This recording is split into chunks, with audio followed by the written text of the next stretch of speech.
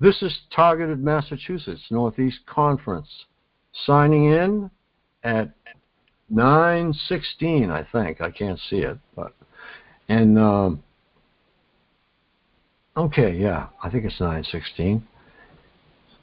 And tonight we're doing the UN report and questionnaire. So it's call for input to a report, and it's all about accountability this time. This is the difference. The last reports were asking for information about the torture. This particular one is looking for accountability for the torture. So it says, accountability for torture and other cruel, inhuman, or degrading treatment or punishment. The deadline for this is May the 15th, 2021. Issued by the Special Rapporteur on Torture and Other Cruel, Inhumane, or Degrading Treatment or Punishment. Purpose: to inform the Special Rapporteur's annual interim report to be presented to the General Assembly at its 76th session in October 2021. Okay, I'll give you the background on this. Can everybody see this? Because I can make it a little larger. I can zoom it out a little bit.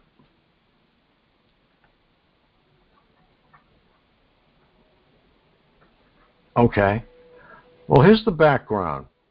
The prohibition of torture and other cruel, inhumane, or degrading treatment or punishment, hereafter noted as torture and ill treatment, is universally recognized as absolute and non-derogable. Now, what that word means is you can't mess with it. All of the rights, all the human rights are inalienable, and they are all together, and you cannot take one right out of it. It's like a piece of steel. So you should look at our own Constitution this way and see if we can get our government to recognize the fact that our Constitution is a Bill of Rights that cannot be changed. And they try to amend and amend and amend, and it's just not right. So they're non-derogable. And since the end of World War II, states have made unprecedented efforts towards establishing domestic and international normative and institutional frameworks for its practical implementation. Nevertheless, today, torture and ill treatment continue to be practiced with almost complete impunity throughout the world.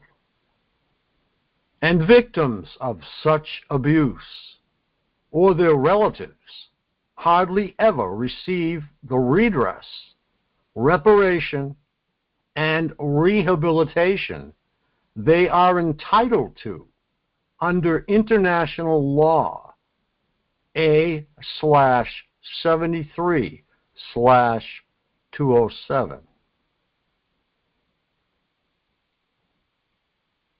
The fact that those responsible for perpetrating, instigating, consenting, or acquiescing to torture or ill treatment, whether states, their officials, agents, organizations, corporations, and private individuals, are not being held to account. This means that in practice, there is an accountability gap. And that's what this is all about, guys. An accountability gap, which severely undermines both the effectiveness of the prohibition of torture and ill treatment and the credibility of states, international commitments in this respect. As a result, the lack of accountability compounds the pain and suffering inflicted by torture and ill treatment, proliferating, prolonging the trauma and injustice endured by the individual victims and wider communities. The aim of securing accountability for torture and ill treatment has been a critical motivation in the development of legal standards and institutional mechanisms for the effective implementation of prohibition of torture and ill treatment. In these efforts, accountability for torture and related ill treatment has been tied not only to redress, but also more broadly to ensuring justice, reconciliation, and the rule of law, and preventing future violations. Nonetheless, normative, institutional, and procedural shortcomings, as well as deliberate obstruction, now I've underlined that, and purposeful evasion, I've underlined that, because I believe that's what's going on in this country. Purposeful evasion of accountability. And they remain widespread globally, and in conjunction maintain a structural accountability gap of systemic proportions. Okay, does anybody have any questions on that? They'd like to add something?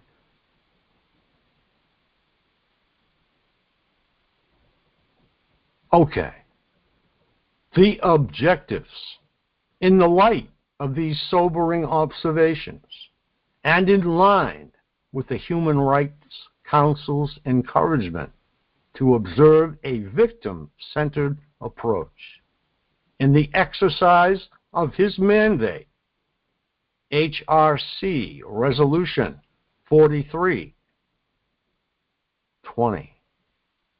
The Special Rapporteur considers it timely to dedicate his next interim report to the General Assembly to the topic of accountability for torture and ill treatment. For the purposes of this report, accountability is understood in a broad sense. Okay, these aren't the questions. They are more of his opinions as to the questionnaire. As referring to processes, mechanisms, and other circumstances in which relevant stakeholders are called upon to account for their acts or omissions. Now this is something else. Acts or omissions, or acts of omission. They are not including things that are happening in the targeted community. This state, which is the United States to the United Nations,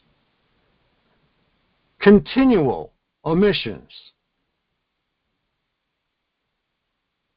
in respect of torture or ill treatment, and to face consequences and make amends for any violations, as being not only reactive but also proactive, as taking many forms, from legal accountability to political and public forms of accountability, and as pertaining not only to individuals, but also to states, institutions, organizations, and other collective entities that commit or enable.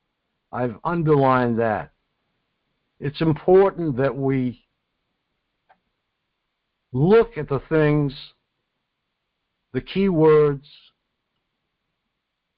what he's trying to say and what he is after in the report that you will write. So, to commit or enable torture or ill treatment. This could be somebody that just rents out a floor to somebody who is torturing us. More particularly, the envisaged report aims to provide an overview of the most important legal and practical challenges that are conducive to producing the current systemic accountability gap for torture and ill treatment.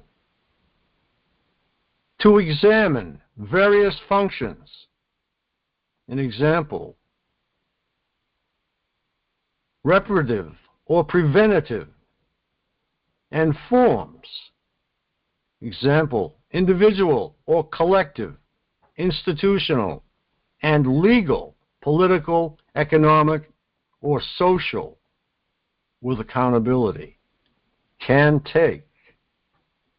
And based on a clarified, consolidated, and more comprehensive understanding of accountability, make recommendations on measures that can be taken to improve worldwide accountability for torture or ill treatment. Key questions and types of input and or comments sought. In order to inform work on this report, the Special Rapporteur seeks to conduct wide expert and stakeholder consultations, including through the circulation of the following questionnaire, which we will get to in a couple of minutes. Input comments should be submitted through the mandate email sr-torture@ohchr.org. They must be received by 15 May 2021, 1800 hours. Okay, he's got email address twice here. In the email subject line, input for the report on accountability for torture and other ill treatment. Electronic submissions only. No faxes. You have a word limit of 2,000 words. File formats are Word and PDF. The only language accepted is English in our case. So, at this time, I am going to go to the questionnaire itself.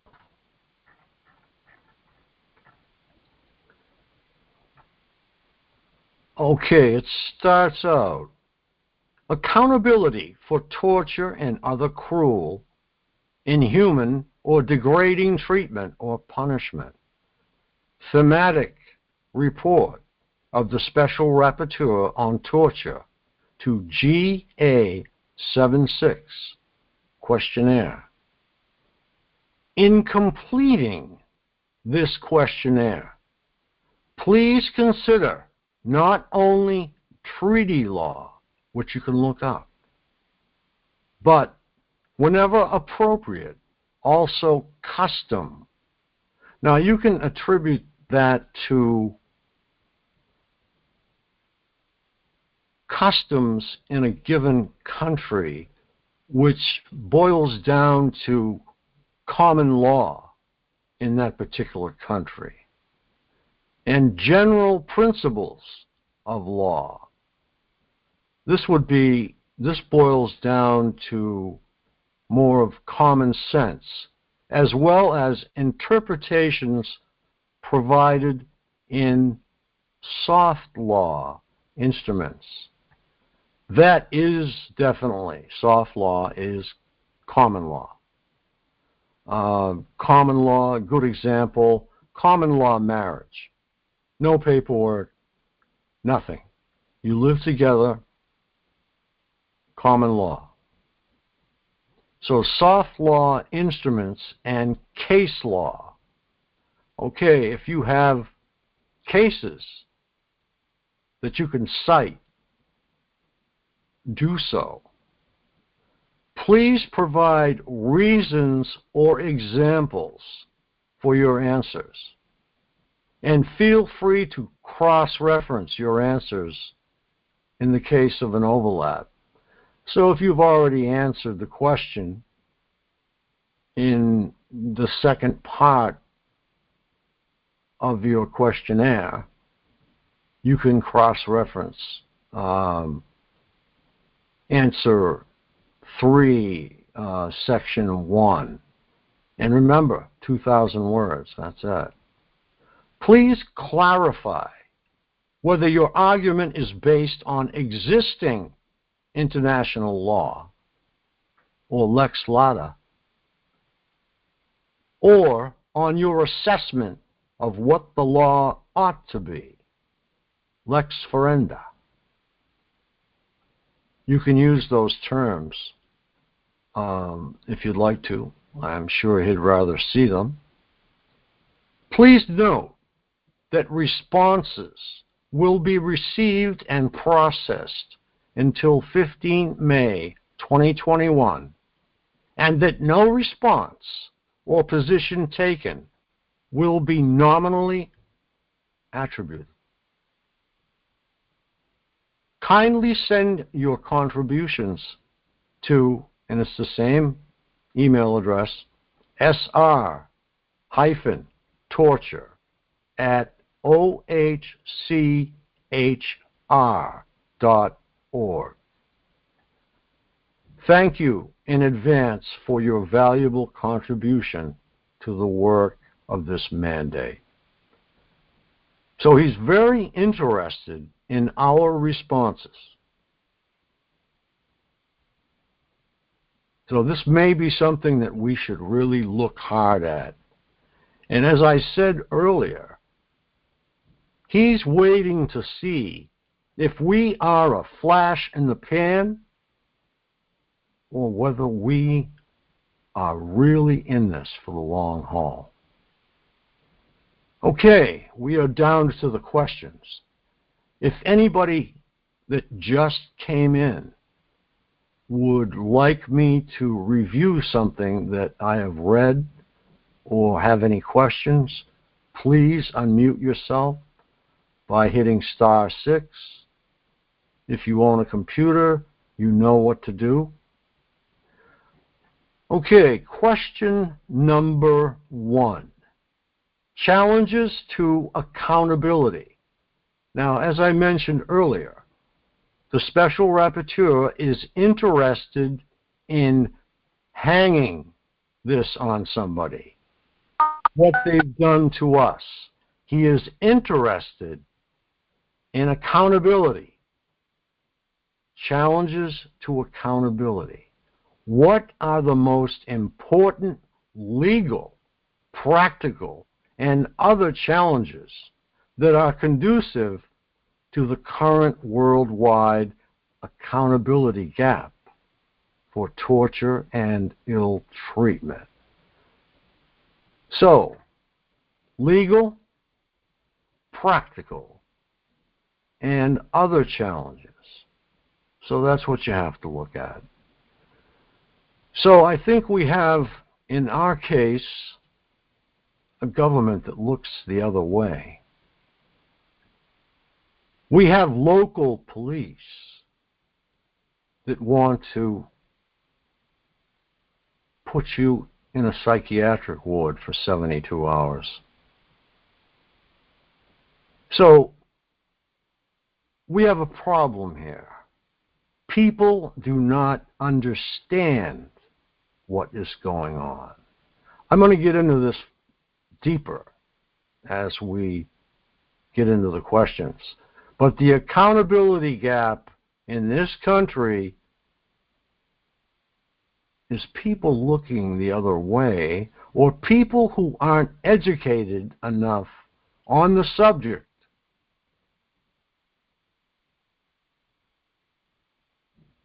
to ascertain the fact that you are in trouble, and you're in trouble deep. You've got people tailing you for 9, 10 years, 15 years, or it just started. But the medical community doesn't understand it, okay? The medical community has to be re-educated. Local police have to be re-educated. Their protocols changed. Just to go back, medical protocols have to be changed. People have to be aware of this as a disease. These perps that are following you, these perps that are causing you pain, these perps that are stealing your memories, your sentences, your words by the minute, they need to be brought to account for their actions. So, current worldwide accountability gap for torture and ill treatment. So what are the challenges? I've just mentioned a lot of them. You can kind of see what he wants here. Okay, question number 2. Functions, forms, and levels of accountability. Please identify, explain, distinguish, or compare the distinct functions. Okay, here's functions. An example: punitive, reparative, or proactive, preventative, etc.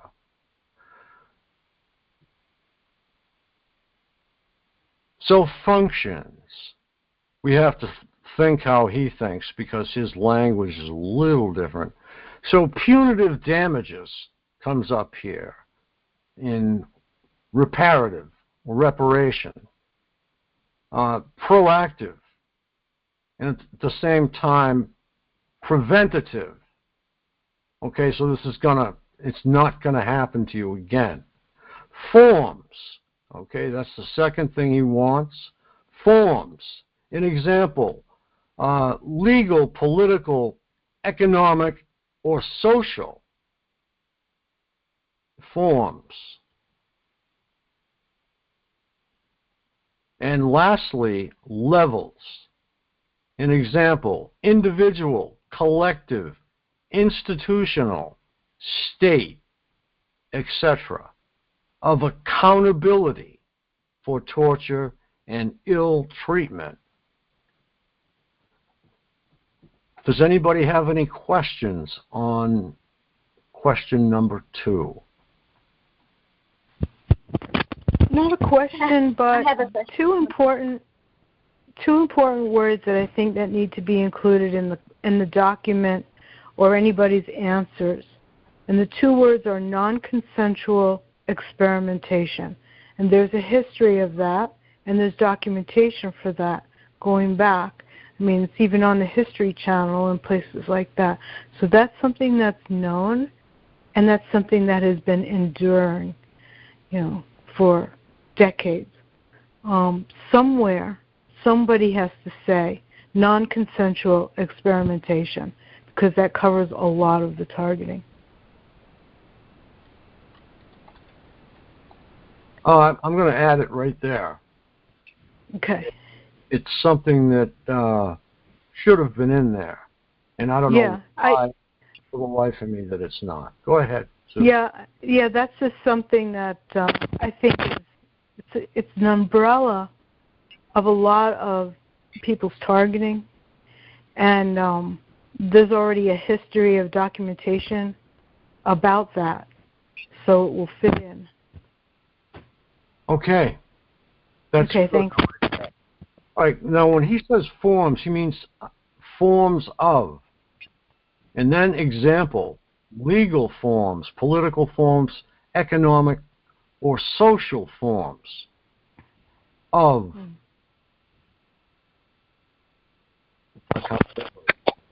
Of the harassment?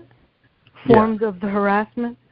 Not forms of legal, political, or economic or social accountability levels. Okay? I mean, we've got legal accountability, political accountability, economic or social. How about the word that I think is missing is contractual. Okay. Contracts with other companies, industrial companies, defense companies, chemical companies. Those are contracts. Contractual, institutional. Because I'm putting it there because institutional actually means, if you actually look it up, I think you're going to find that institutional means an institution is any organization, any group. The girls. Well, they might, if it gets under legal scrutiny, they could say that only applies to, say, educational institutes or nonprofit institutes or some. They might categorize it, not spread it out to industrial. Well, we have to, anytime you are dealing with anything legal, as you know, Sue, it has to be put into legal language. And I know. It cannot be general at all. Right. That's why I'm saying those things, because I could hear them arguing, oh, well, Raytheon is not an institute, or something. Okay, let's just take a quick look here. I don't know if you can see my screen still. If you can, great. I'm just listening. Institution. We'll look for it. Okay. Institution. Listen to the list. Organization, establishment, institute, foundation, center, academy, seminary, conservatory, university, college. So institution is quite a generalization. So you have to be specific. Institution / So yeah, it has to be specific. Now let me get our paper back up there. I think we got the right one. Yeah, okay. Now next we have levels. An example, individual, collective. Oh, we just did this one, I'm sorry. Contractual institution. I'm going to take the AL off of that. State, meaning the United States. If you're dealing with the UN or international, the United States is a state. Okay, so of accountability for torture and ill treatment and non-consensual experimentation. Thank you again, Sue. Sure. Yeah, that's good. All right, his third question. This gets very interesting here. Rights of victims. Who should be recognized as a victim of torture and ill treatment? And what are or ought to be, victims' procedural and substantive rights within the accountability processes. Who else, good question, if anyone, should be entitled to have access to and or participate in accountability processes and mechanisms?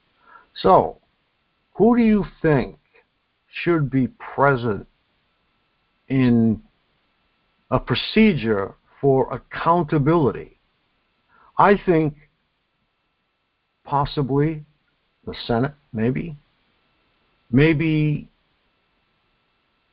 a human rights organization, people who know human rights inside and out. And they can preside over this accountability process because they're familiar with the targeting process. So, we need a panel of experts. That's not hard to come up with in the community. So we need a panel of experts. We need maybe a Senate subcommittee, like the church committee that we had in, what was that, the 70s, Sue?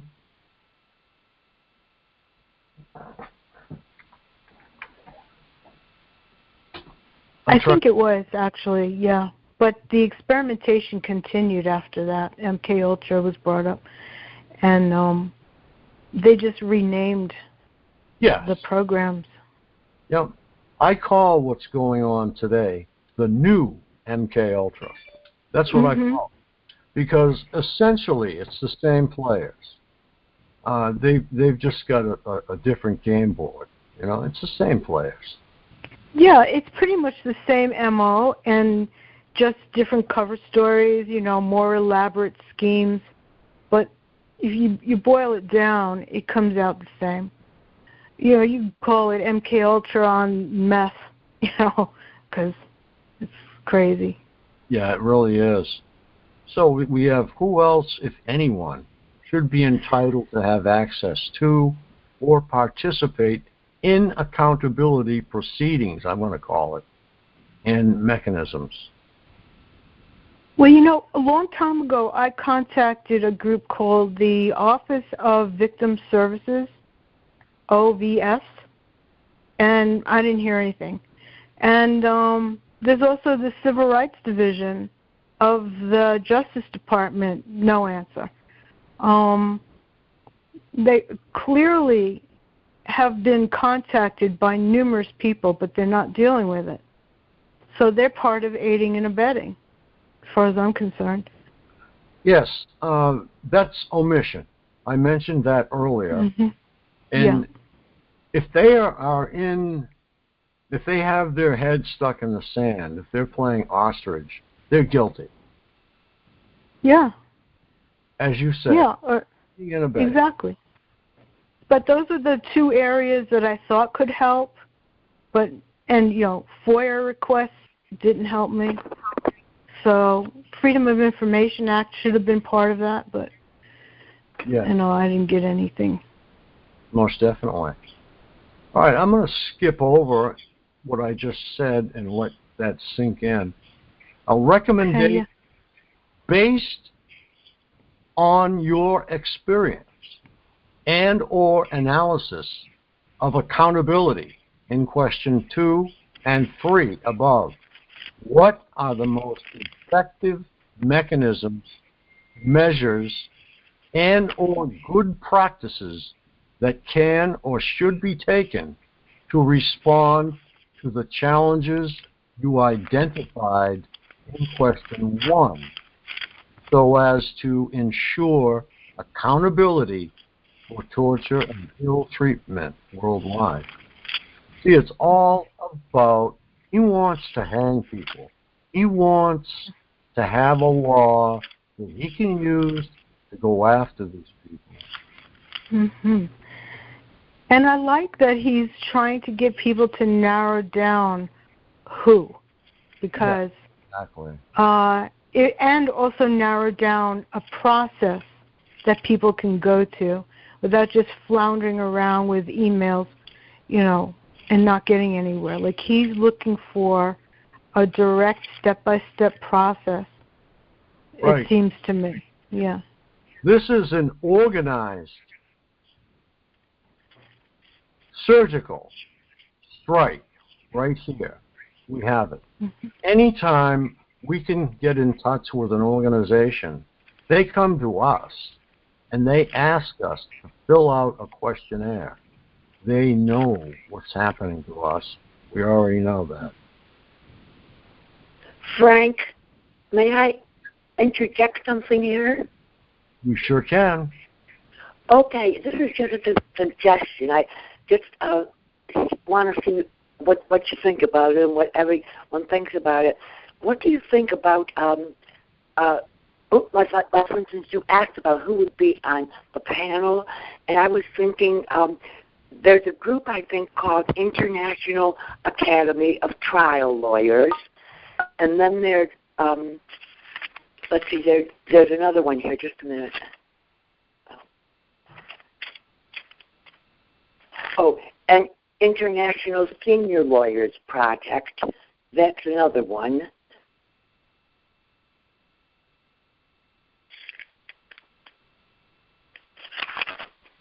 And then there's a third one.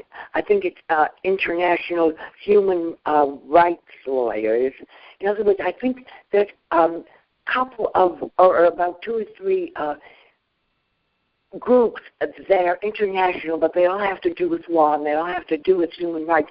So anyway, maybe that's a suggestion. I don't know if it's a good one or if it's a proper one, but I'm just going to throw that in there for what it's worth. Thanks.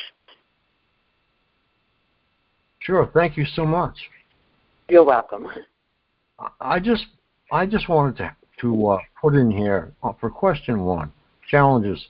We're tired of hearing, that's a question of national security. We don't want to hear that. You're going to let it go in this courtroom or in this church hearing. I'm going to call this a church hearing because Senator Church did one hell of a job.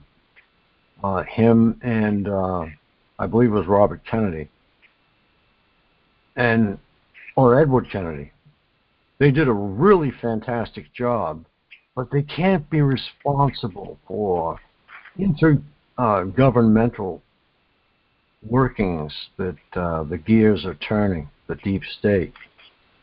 They can't get a hold of them, but they can sure take down a lot of the players. So we need a senator on our side. We need a panel of experts, and this is going to work. So we'll see what happens. And what I would ask all of you, which I'm sure you're going to do anyway, just mention the word cyber torture or psychological cyber torture. This will cover any of the holes that may happen throughout the course of answering these questions. So the challenges are, there's an accountability gap.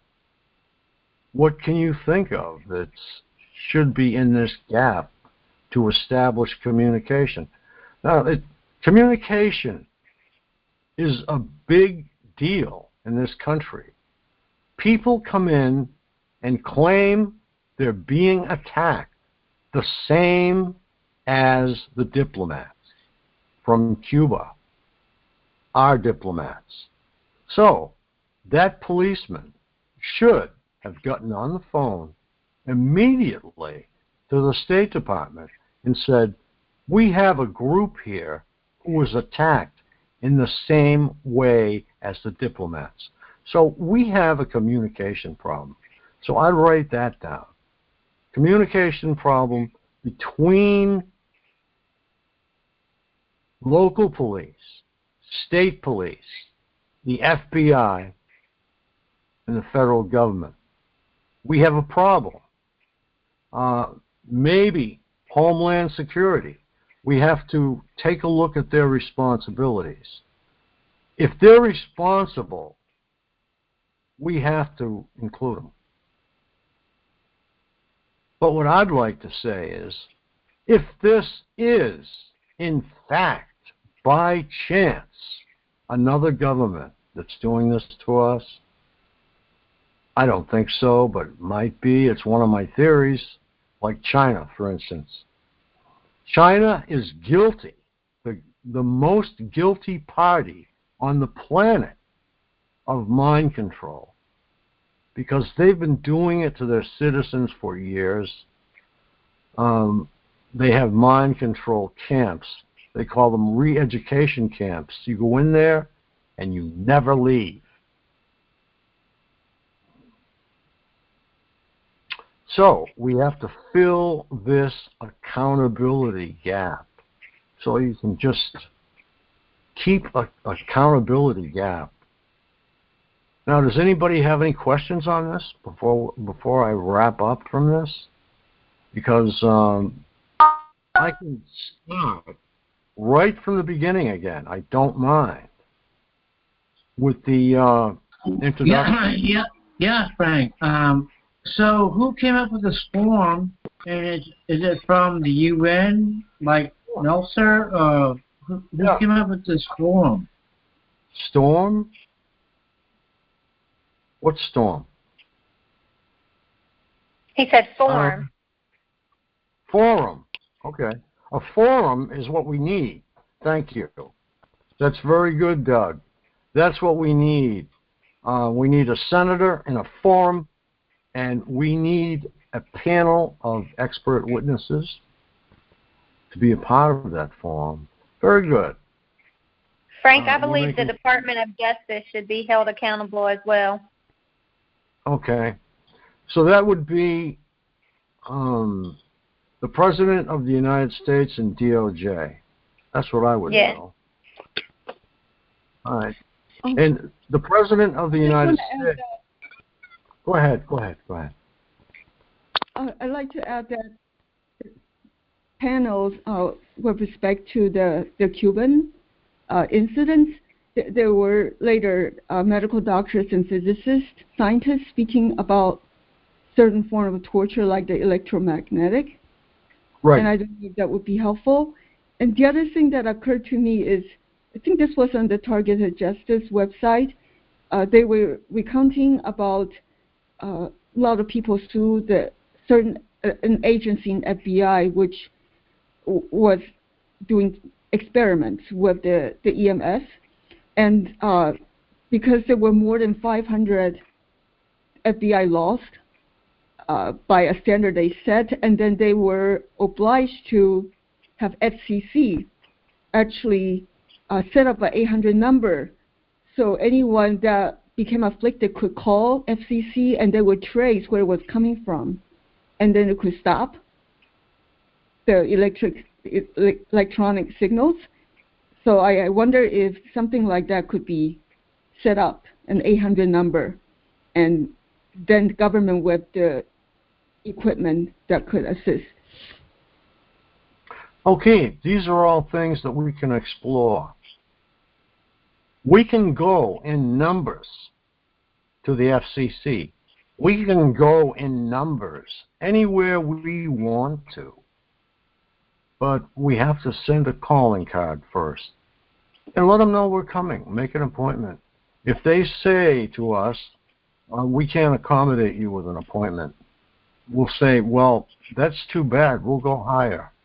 You know, we'll keep on going higher until we get somebody that'll take that appointment.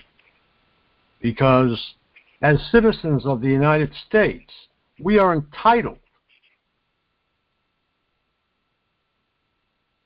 We are entitled to talk with our congressmen, talk with our senators, and talk with different branches of the government, such as Homeland Security.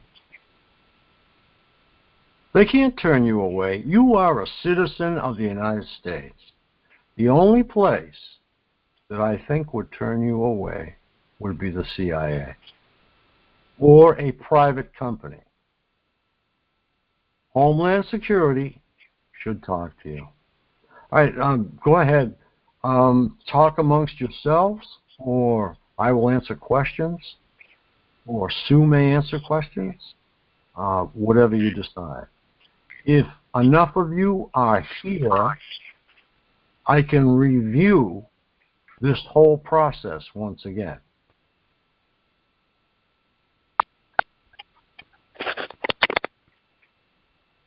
I have another comment. Sure.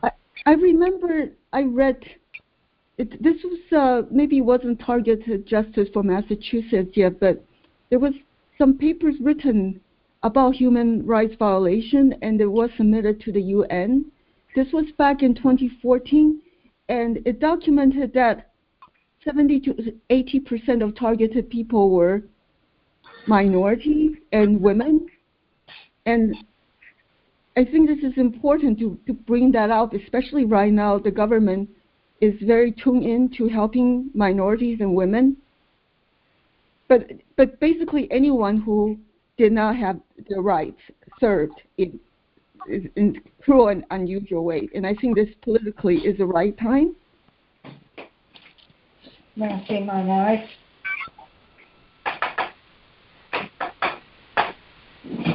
How long has that been out there? Oh.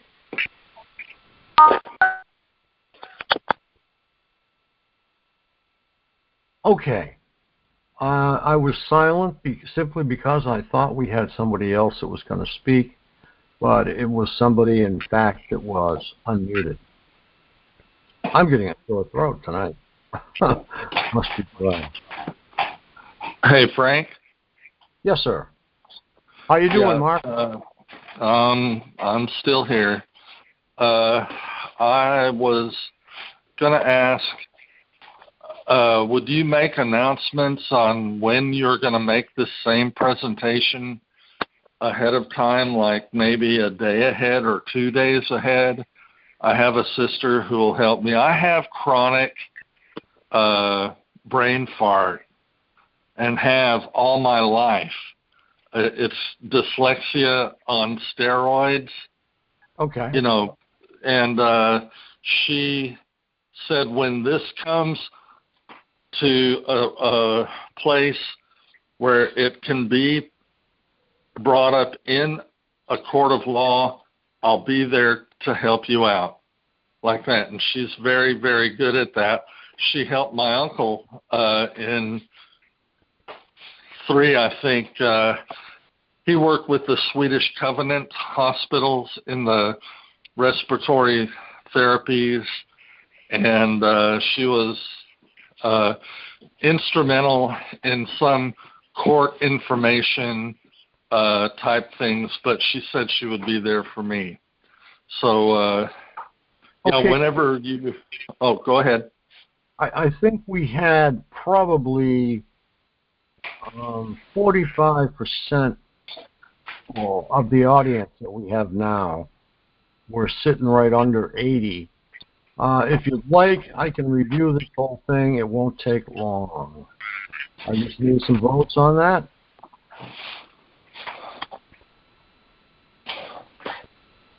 And another thing, Frank. Yes, sir. Yeah. Is it possible that this could be on DVD? Yeah, that can be done.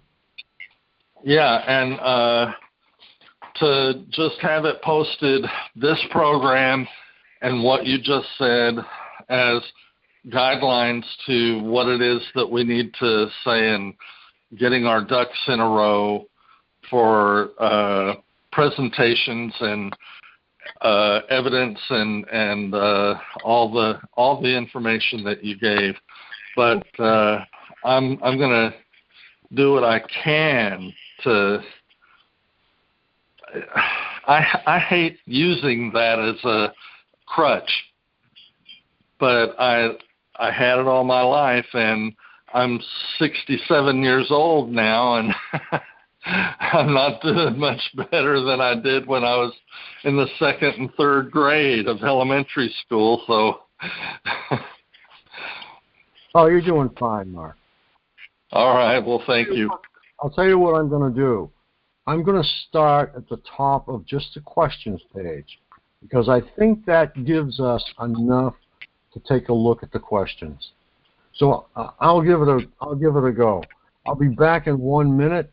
I need some coffee because my throat is dried out. I'll be back in 1 second. Likewise. Stu, if you're here, can you take the comm? Thank you. Sue, are you there?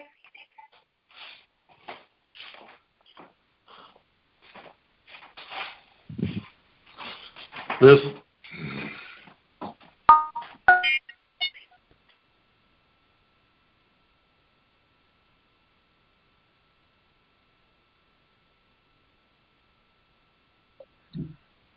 So is this a form that Frank made up to follow, or a guideline? Hi, Doug. No, it's Nils Melzer has put a request out for a special rapporteur on torture and other cruel, inhumane, or degrading treatment or punishment. So it was issued by Nils Melzer. It's a call for input to a report.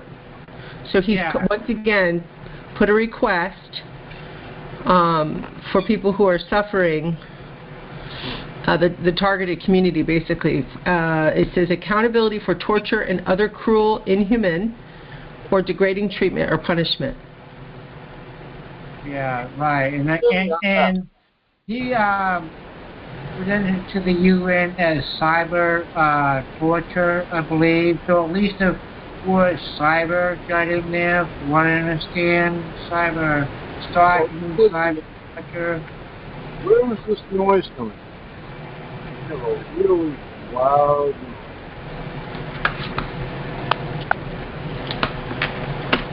So are we going to be able to talk about our torture, or is this more so about the accountability feature?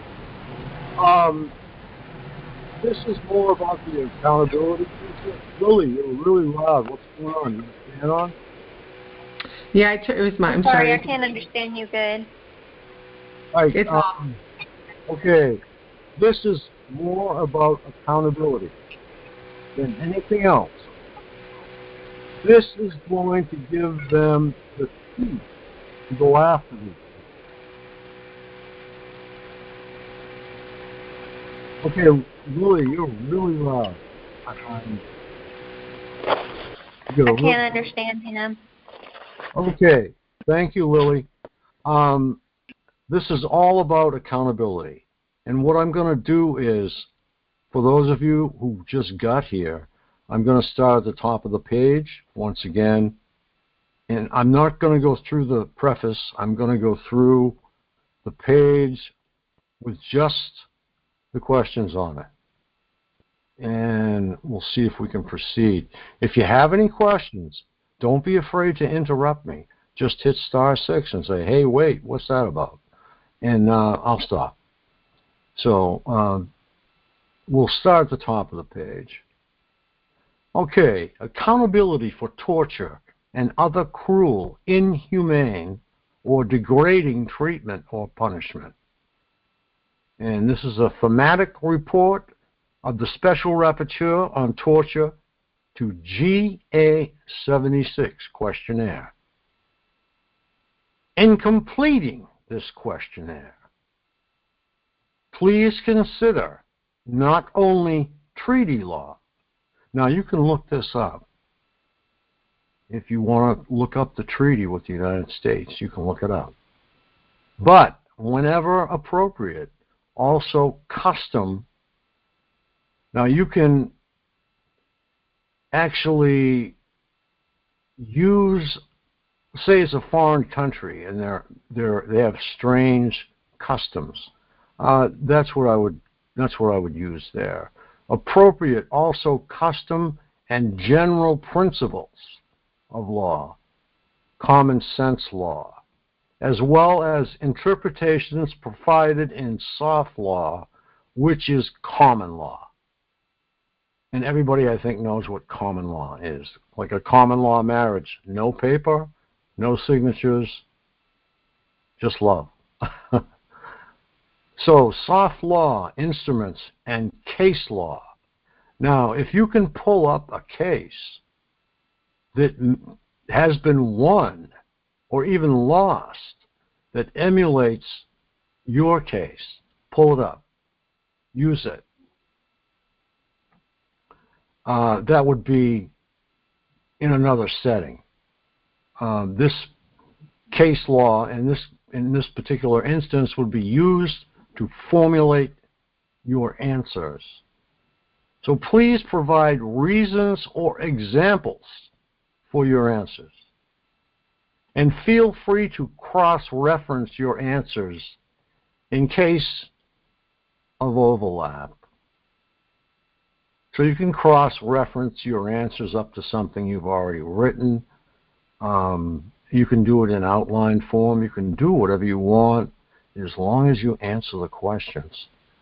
And please clarify whether your argument is based on existing international law, which is lex lata, existing law, or on your assessment of what the law ought to be. I wouldn't have used that terminology, but he did. Lex ferenda. Please note that responses will be received and processed until 15 May 2021, and that no response or position taken will be nominally attributed.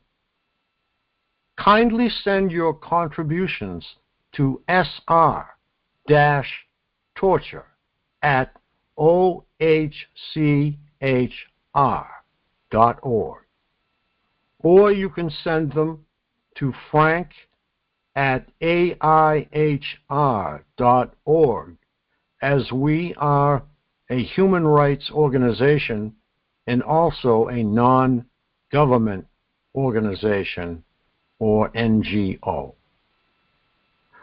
And he says, thank you in advance for your valuable contribution to the work of this mandate. Okay, and here are the questions. There are 4, and they are anything but specific. Okay, number 1, challenges to accountability. What are the most important legal, practical, and other challenges that are conducive to the current worldwide accountability gap for torture and ill treatment? Well, accountability gap, as I mentioned, is the theme for this whole questionnaire. So he wants legal, practical, and other challenges. Well, legal, we have a legal system that has to catch up with technology. You might write that down. We have a legal system down to, we'll say, the police that have to be educated. They have to be educated to understand that when somebody comes in and says that they have been targeted in the same manner as our diplomat, that they should be treated as such and not as criminals or mental cases and put in a 72-hour lockup. So this would be educating, I would say, everyone. The legal system, they already claim that they're 10 years behind technology.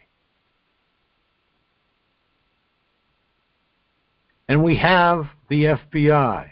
We have state and local authorities who have to be educated on this subject.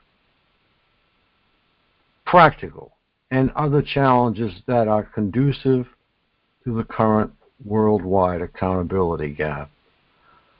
Practicality. If you want this to be practical, it has to be for the layman. It can't be a legal drama that plays out. It has to be for local police. It has to be for the FBI. It has to be for everyone. Everyone has to change their protocol. The medical community has to change their protocol and recognize and be educated on this new disease, as I will call it, although it's 1, 2 men maybe, or people following you around. So, these are things that you can look at to fill this accountability gap for torture and ill treatment. Please include cyber torture or psychological cyber torture. I think that's even better myself, but I would use that. But he does know the term cyber torture. Okay, question number 2. Functions, forms, and levels of accountability.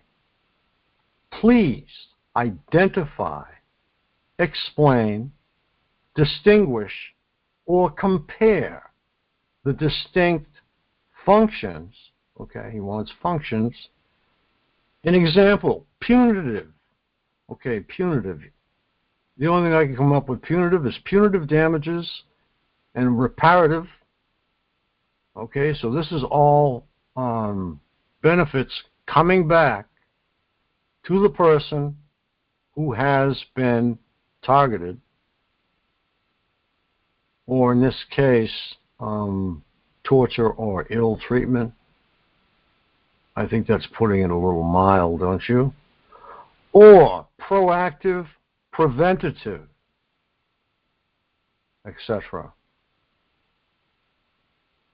So, proactive and preventative. These are going to stand in the way of this starting ever again. Forms. Now, I've took the liberty of putting a preposition after it. Forms of legal, political, economic, or social forms where this targeting could start. Well, where it exists, is this the gap? Is it the economic gap that emulates the accountability gap? Okay, lastly, levels. An example, individual, collective, contractual. Anonymous Sue added that.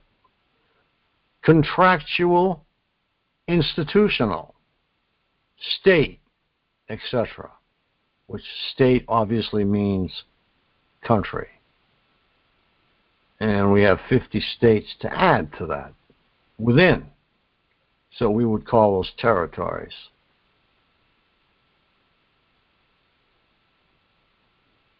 Okay. Of accountability for torture and ill treatment, and Anonymous Sue wanted us to add non-consensual experimentation.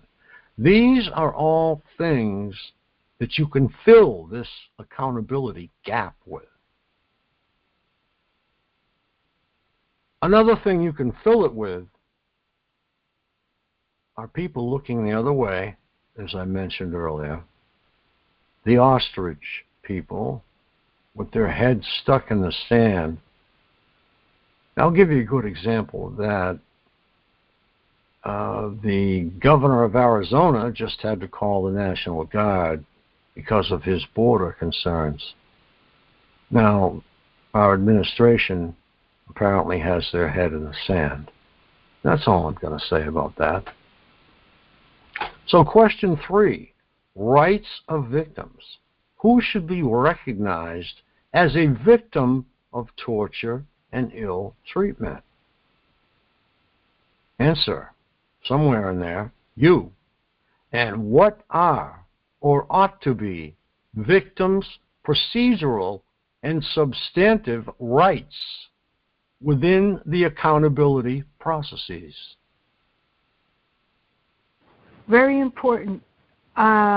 Nuremberg Code. Very good.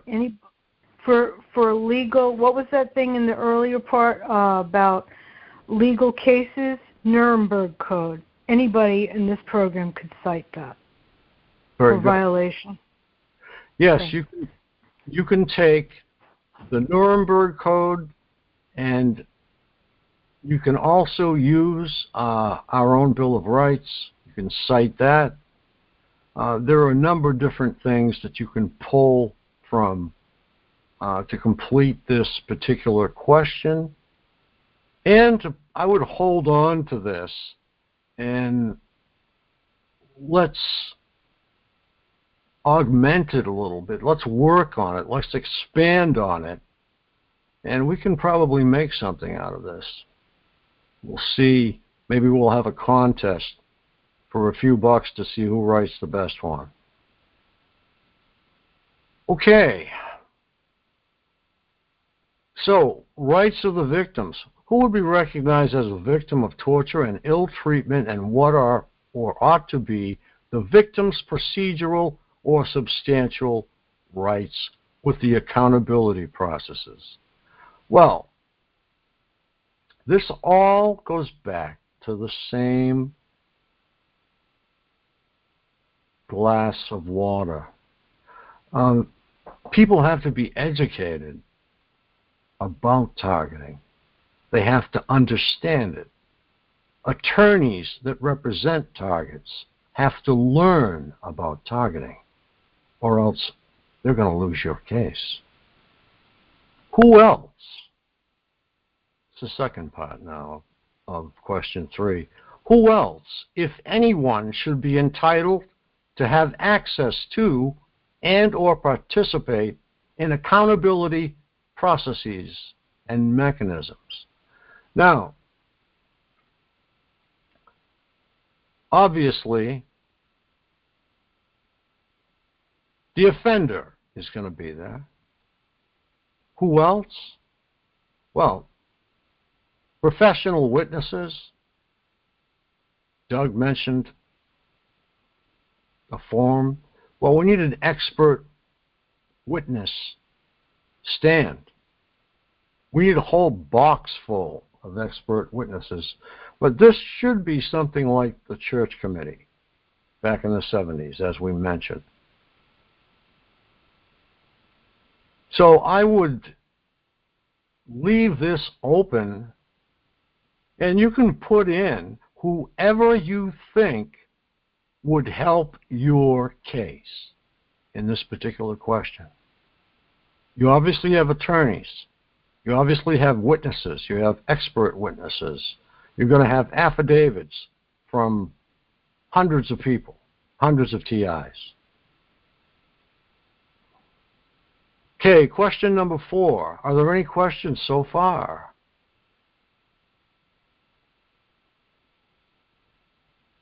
Okay, great. Recommendations. Based on your experience, remember this, based on your experience and or analysis of accountability in question 2 and question 3 above, what are the most effective mechanisms, measures, and or good practices that can or should be taken to respond to the challenges you identified in question 1, so as to ensure accountability for torture and ill treatment worldwide. This man wants to hang these people all over the world, not just our perps, but he wants to go into these countries and take these perps out. I'm telling you, this guy is angry. He has seen too much of this, and he's had enough. Yeah, well, Frank, I don't mind. So who is this individual? Who is this individual that started this form? This is Doug. This is Nils Melzer. Oh, okay, right. So he was. I know he went to the UN. Okay, so this is his format and written form. Okay, all right. No, these are his questions, Doug. They're not your average question. I mean, they're not hard, but they're not something that you'd whip out in 2 seconds, you know? You have to sit down and write out your answers. But I've tried to provide a few answers that I might stick in there. But recommendations, that's easy. Education is one of them. That's broad, but you can break that down into education, protocol. I mean, the medical community, if the medical community would come around, everything would fall into place. But the medical community will not come around unless we start at the top. That's where you have to go when you want things accomplished. I was in business, self-employed, since age 23. So I learned over the years that I was in business, which is many, that you have to go to the top if there's a problem. I go right to the president of the corporation every time. I drove all the way to New Hampshire in the middle of a snowstorm to have a meeting with the president of Mercury Marine. So, you know, you have to go to the top, right to their house if you have to. But in this case, government officials, you stay away from government officials. You can look on TJ's website, and they're naming off, wives and children and relatives of FBI agents. And that's not a good idea. But that's all I'm going to say about that. Everybody has their own ideas about what's right and what's wrong. But so does the government. Okay, does anybody have any questions? I just want to make some remarks about the church committee that you mentioned. Please. I think it's an excellent idea to be able to set up something comparable, but also to understand why it didn't last. The little I read that the intelligence got permission from the Senate again to have their secret activities, and so somehow the money just moved to different places. But I want to go back to the root, and this is what I read in the Targeted Justice. There's a declassified CIA document for getting torture tactics, and also in conjunction with that, I read on Wikipedia that when the CIA effort started, it enlisted more than 100 companies and institutions in the United States, but nowhere have I found a list of these organizations. And of course, these included pharmaceutical companies, hospitals, research institutions. My thought is that if it didn't stop, the network is still there, and it's like someone has to flex a muscle and then the connection propagates, and the harm is done. And I understand that the intelligence has to have its own secrecy, but if it's not used properly and has nothing to do with national security, this network is very harmful.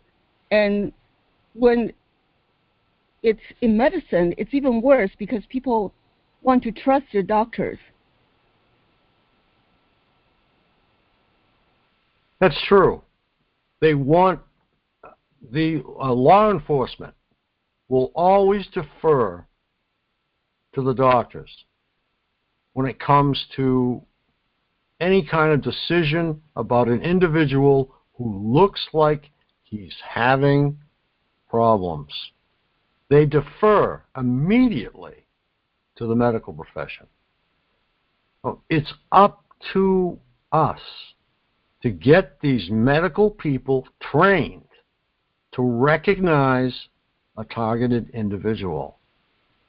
And we're going to take some top people to do that.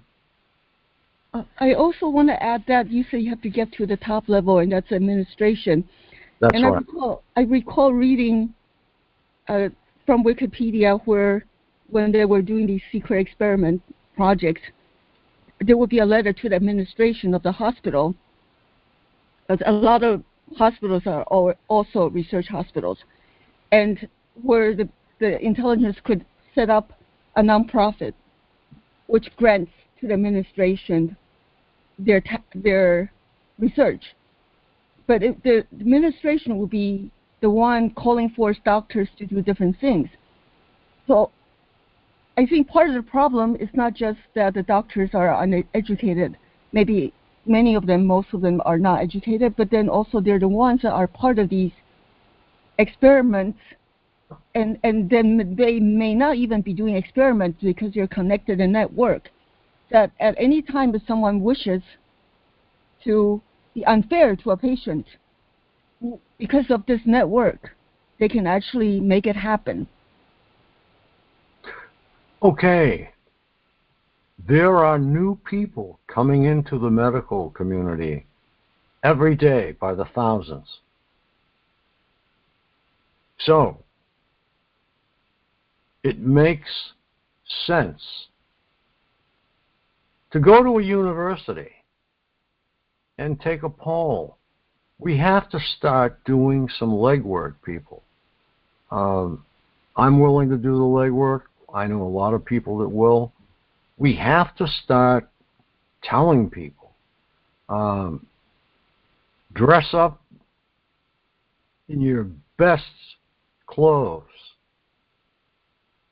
and go to your medical community leader. You got to watch out, because if you go there and you don't have cover with you, like a couple other people, you're going to end up in the can. And that's the problem with the medical community. We need to go in numbers, okay? Like I say, smartly dressed, with an agenda. Not just go there with signs and, that's very, very nice for a demonstration, but we want to go there as professionals, and we can do that. All we have to do is look the part, sit down with, like, the FCC, and say, look, we've had enough. The FCC knows every frequency out there. They know who owns it and what they're using it for. On our website, we have a complete listing of every satellite that's up in the sky and who owns it and who built it. And it's updated every year. So the answers are all here. To get beyond, we're beyond this questionnaire, and I'm glad we've gotten this far to get beyond this questionnaire, because this questionnaire is great. It'll go to Nils Melzer, and he will see that we are not a flash in the pan, okay, as I mentioned earlier. Number one. Number two, we'll see what happens in October this year. And in the meantime, we have months and months and months to plan. Okay, where's the FCC office? You know, there's a lot of things that we need to find out. And there's a lot of research that has to be done. And I'm sure we have people here that'll, especially if they're close by, walk into the FCC and say, hey, how you doing? And just go from there. Sit down and have a conversation with them. But go to the top every time. If you go to your senator, that's great. But you know what? I don't think that's going to do any good. I think we have to go right to the top.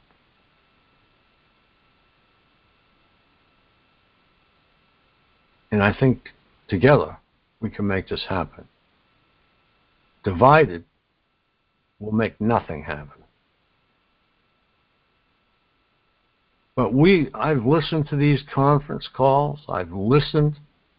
We've had this call for quite a few years now. And things are getting better all the time. We need to push. We need to assign things for people to do. If you want to. If you don't want to, that's great. If you can't because you're in a wheelchair, we'll let you know what's going on.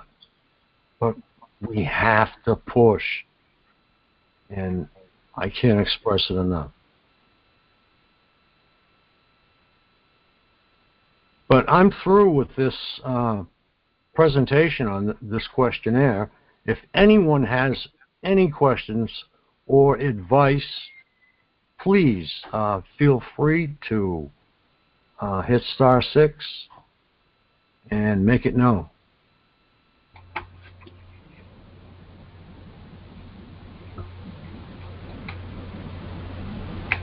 Well, is Melzer expecting TIs to fill out this form and get it back to him? That's the general idea. Okay.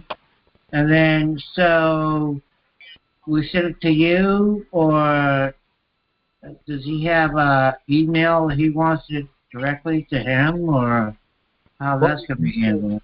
You can do it two ways. We're an NGO. We usually bunch up a lot of emails, and it goes in under our badge and title. And Liliana DeLuca said a couple years ago that ones that go in with NGOs never get thrown away. Some of the other ones do sometimes. But he says that if you send in your questionnaire, it will be posted on his site.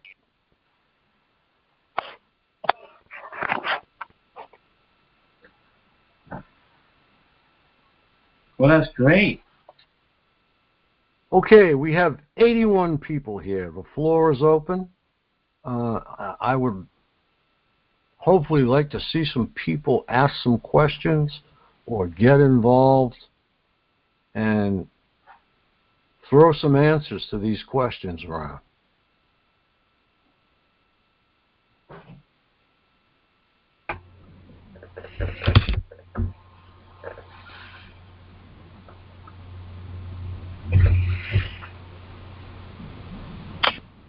Frank? Go ahead.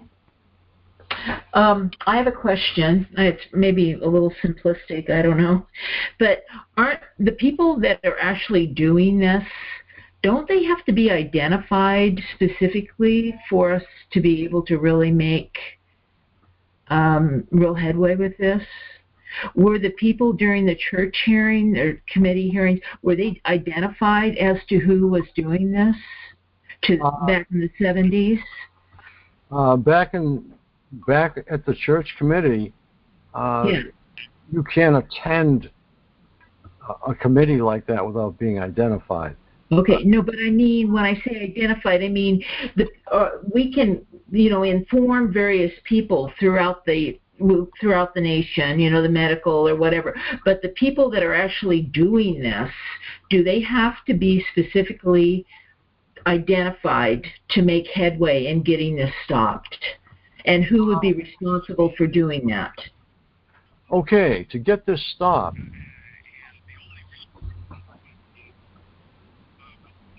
we have to find out exactly who's doing it. And we can do that too. Can we? Okay, that's good. Well, since the technology has been put in the shadows to make the New World Order possible, isn't that going to be complicated? Because haven't they set up systems in order to put them in the shadows so they can lock all of us in worldwide? Or am I wrong? Is there technology that's going to allow them to be found? The technology is what is putting them away, simply because it's coming out everywhere. The term mind control, it's on every TV set in the morning, somewhere, talking about mind control. And that never happened before. Mainstream media would never allow that. But today, it's coming out everywhere in the papers. The New York, wasn't the New York Times, it was the New Yorker. I think I just saw an article. But it's coming out. I mean, the New Yorker is not something to scoff at either, Yeah. Right, it is coming out, but I'm wondering about the accountability feature to that. In order to have accountability, we have to hold someone accountable. So does it fall back on the government like we were talking about? Or is this more so us stating who we think it should fall back on? No, it's not. The parties responsible are the ones who it will fall back on. What we have to do is convince a lot of people that this is going on. And it starts by not contacting Dr. Hoffer, but referencing Dr. Hoffer. And let me see. I'm trying to remember. Okay, I'm going to stop sharing the screen.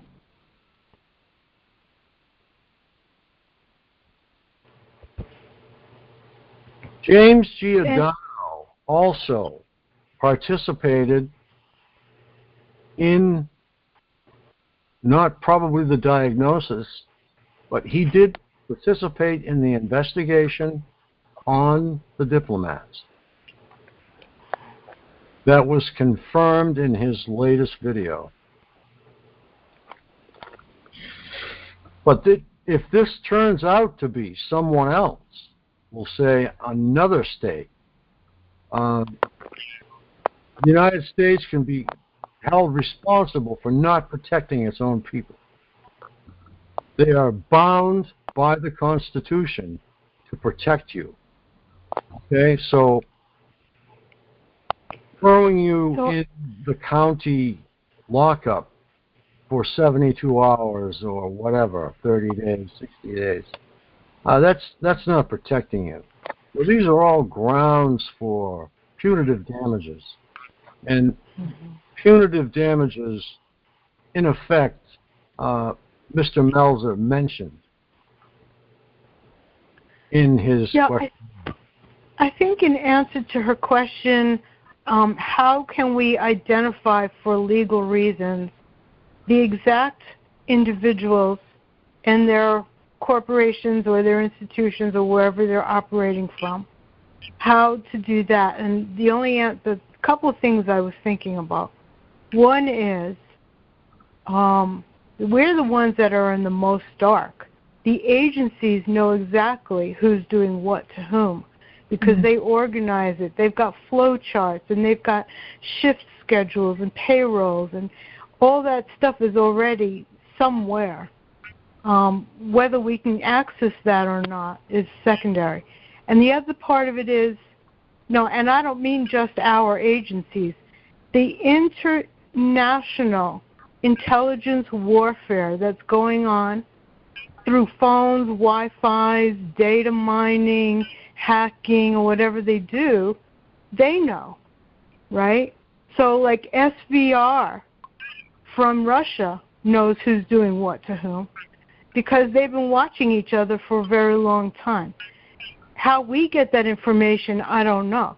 The other part of it is that if you've had one of those scans which identifies the specific signals which are being used on you, and that traces back to a company or the Navy or somewhere, then you probably can use that to narrow it down. That's all I was going to add on that. I just saw information on someone who actually uses fMRI against perpetrators, and they are looking for the signals on you, and they can find out where the origin is.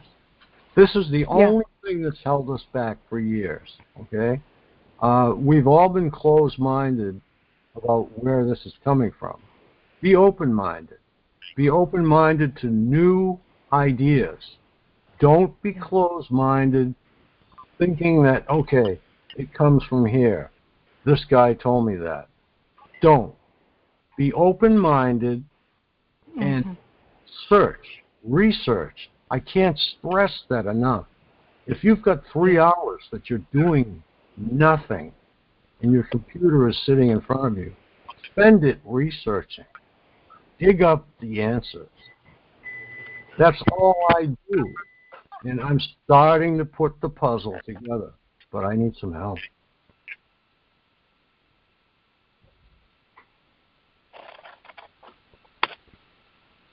I think you're doing an amazing job with everything that you're doing, and I thank you so much for gathering so many people from not only America but around the world.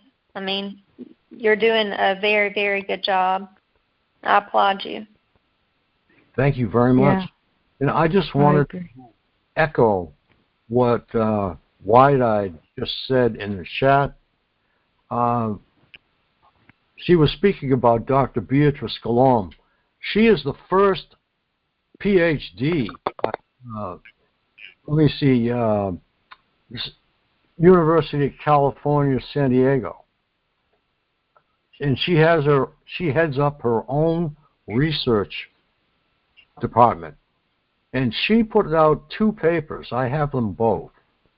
One is, I think they're both on our website, actually under documents. And she put out a paper in advance of the one that she wanted to. I have them both up there. They're very interesting.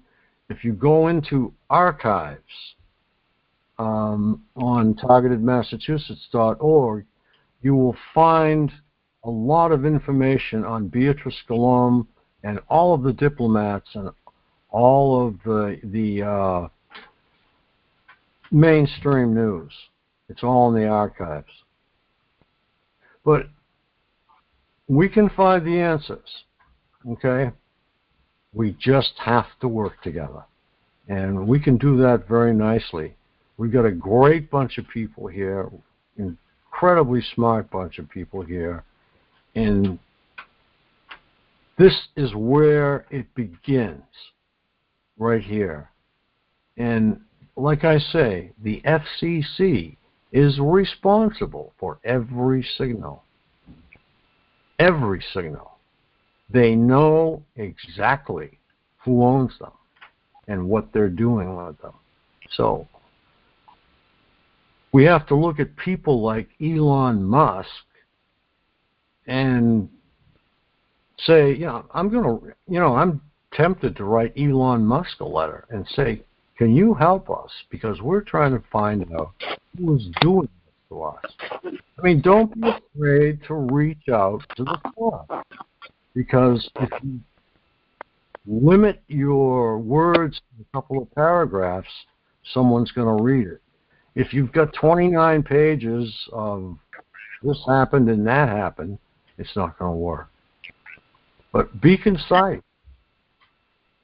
I think that would be a good idea to reach out to Elon, only because he stated in the beginning, before Neuralink became a thing, he stated that it was going to be unconstitutional, the things that they were going to be doing with technology, and they needed to get a grip on it. He spoke in front of many people in the Senate. So I think that would be a very good idea to reach out to him and see if he can help. Thank you very much.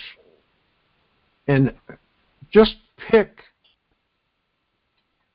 an entrepreneur in this country and write him a letter. And I'm telling you, if it's just a couple of paragraphs, nice, neat, and I'm telling you, they'll listen to a woman's letter before they'll listen to a guy's letter. But I'm not telling the guys to stop. I'm just saying, you women are great organizers. You're also great spokespersons. You have a chance to make a difference. We all do. And if every day we can make a difference, we will win this in a short time. But yes, write Elon Musk. Write anyone you can think of that's in a very, very high place. The CEO of Apple, the CEO of Samsung. I mean, they have technology in their new phones that is capable of now reading brainwaves, I've just been told. So, with that, I will say we have an excellent chance here.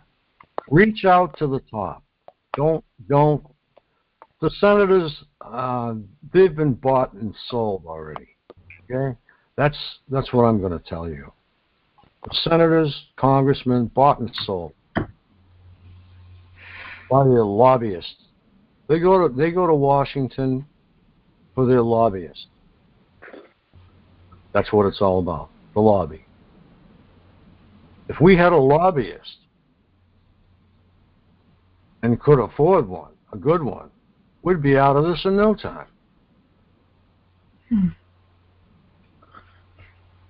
But yeah, it's too bad, but Congress has already been paid for. I hope I don't get snuffed for these remarks, but I don't really care. Yeah. Because we have all had enough. I have had enough. And it's time for somebody to do something. And we certainly have paid the price, the bitter price.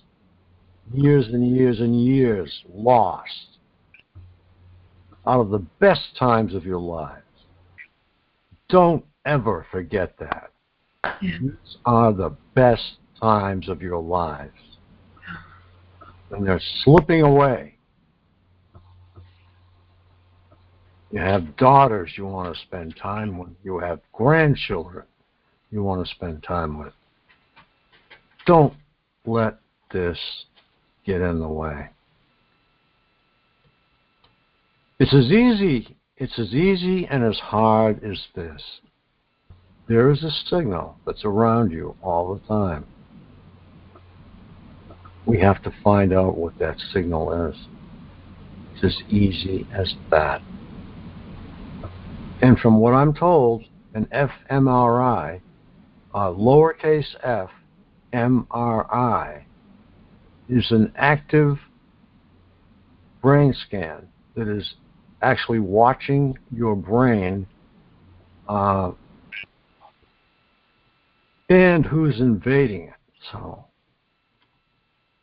they can see what's going on. They can see things and read things that aren't yours. They can see what's yours, and they can also see what's not yours.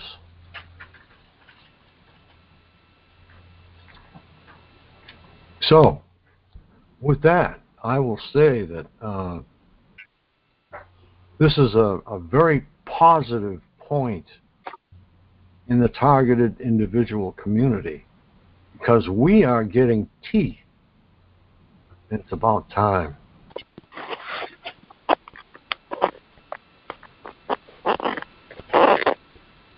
I'm going to talk to Dr. Matt and see what kind of waves we can make.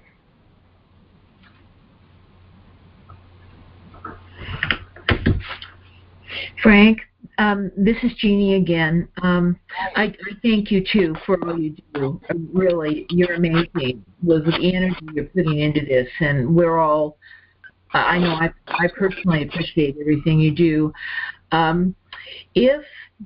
If this were to reach the UN and they were to make some kind of a ruling against that kind of the things that are occurring, who would be responsible for enforcing the action that would be necessary to make it stop, in your estimation?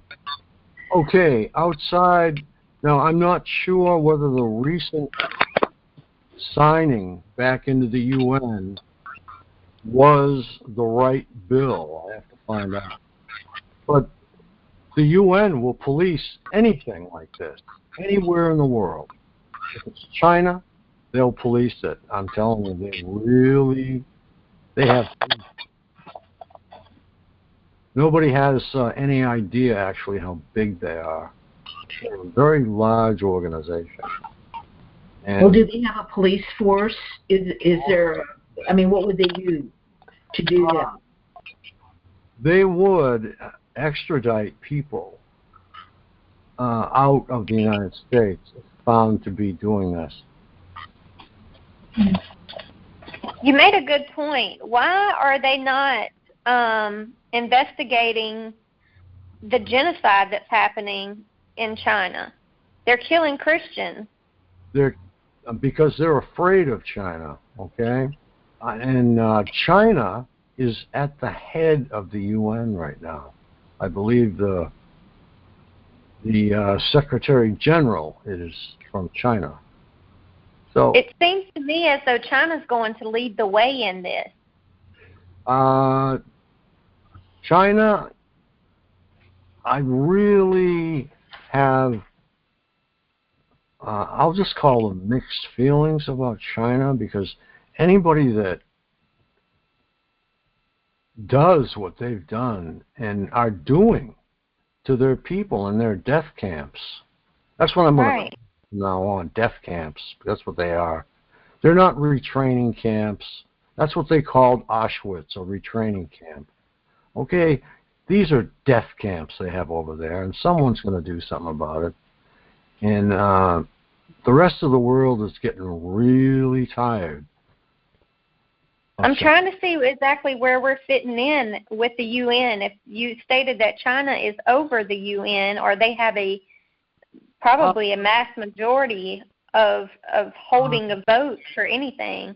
I don't think they have a mass majority. What they have is the Secretary General. Now, if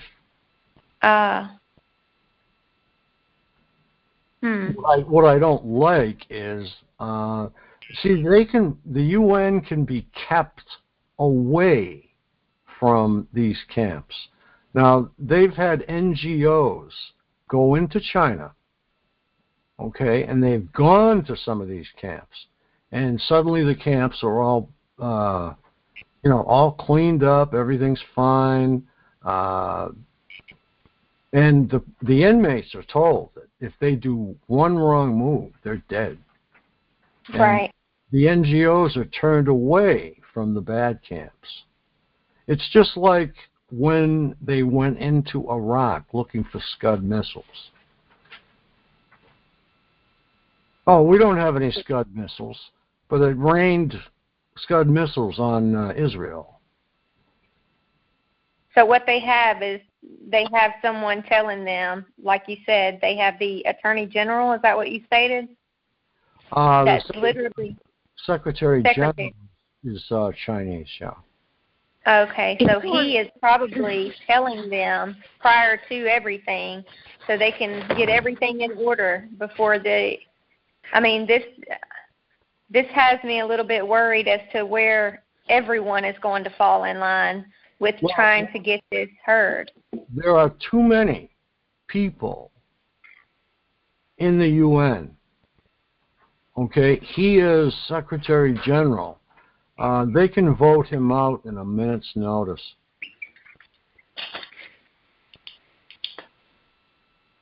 If he is hiding crimes in his native China, and he is not bringing this to the General Assembly, he's heading for trouble.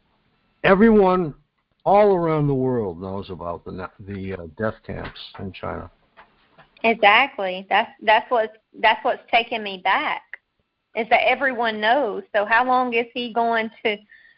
It seems so blatantly obvious that he's hiding what is massively going on over there that so many people know about.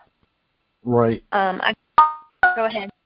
There are many, not many, but I'll say there are more than one rapporteur in the United Nations. Okay. So we have the special rapporteur on torture, okay? Now, he is taking the necessary steps and following channels that he has to follow to get this done. He just can't walk up there and say, okay, I'm doing this, I'm doing that. He has to go before many people before he even sends out a questionnaire like this. He is not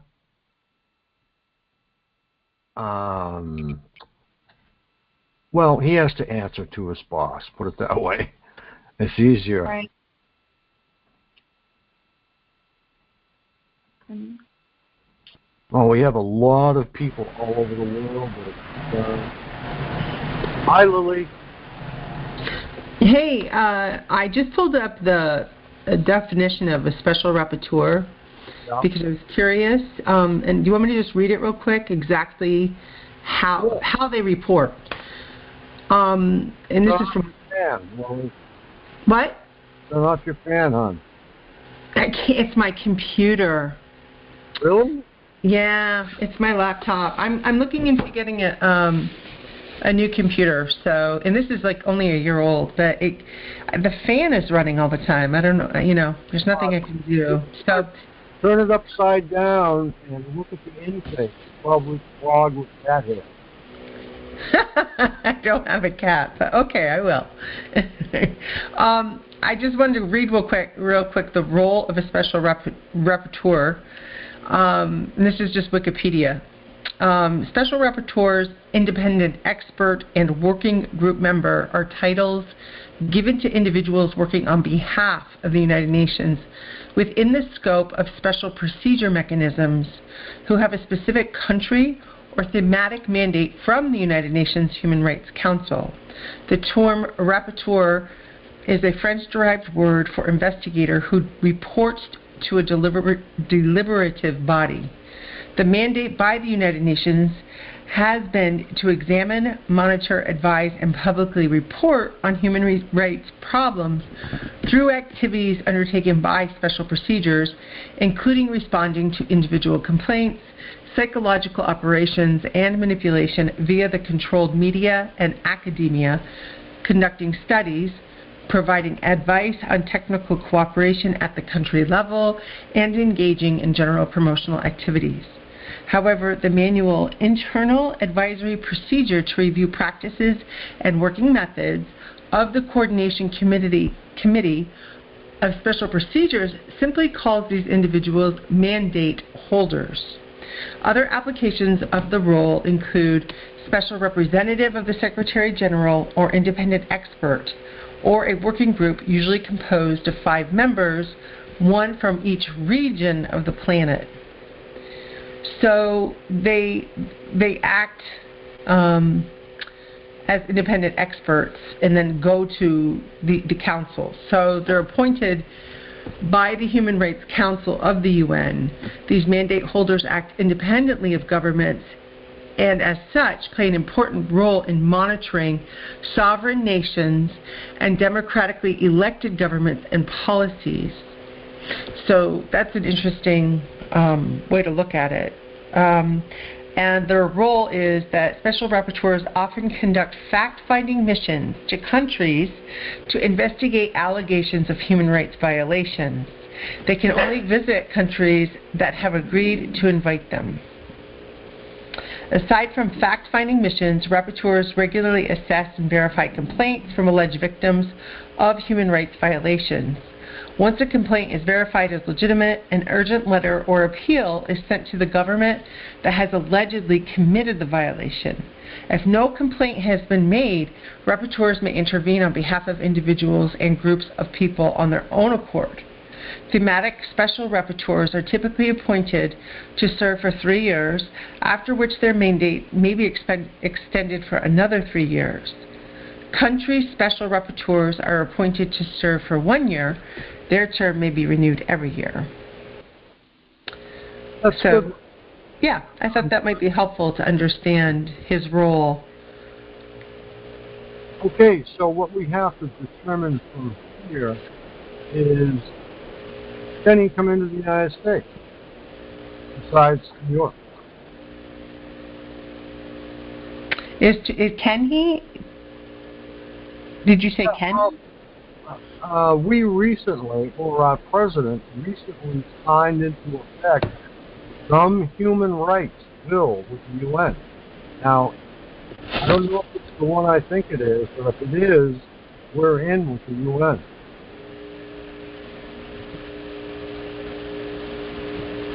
We need to find an executive order signed by Biden.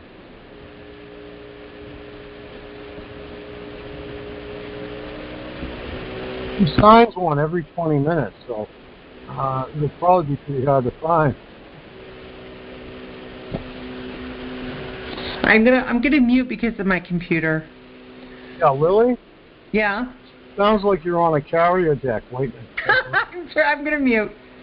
Okay. Yeah, wow, that's loud. Yeah, Lily, check all over that laptop and look for air intakes.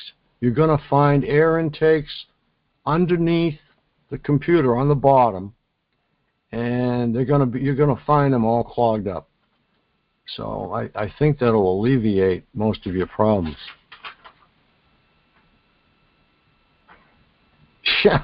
Yeah, you sound like you're on a carrier deck in World War II getting ready to take off.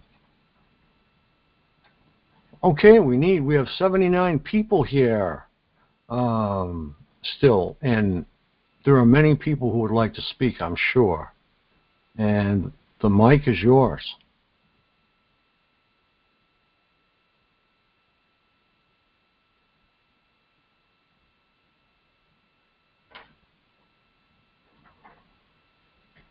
Hit *6 to unmute.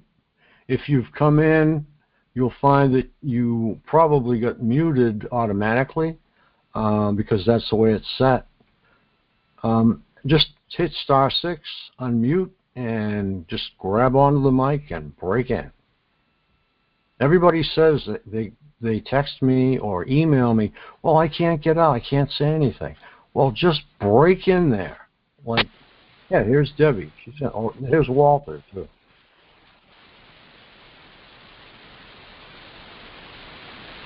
Walter.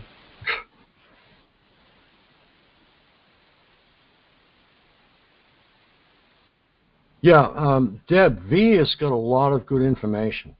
I just talked to her the other day. But there's a lot of good information out there that we have to gather, and we'll do it. I'm going to see if I can find out how to get a hold of Elon Musk. Probably hard, but we'll try. If we all try, maybe one of us will come up with it.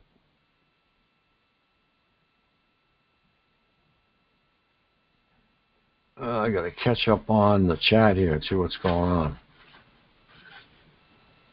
Well, Jenny, he even said that it won't be long to its brain computer, and then he says it's already at brain and computer, and it'll be brain-to-brain technology. Well, you're correct, Doug. They already have it. They had it with 6 people. Now, if they had it with 6 people, they probably had it with a lot more. But that wasn't brain-to-brain. That was, as far as I understand, cabled.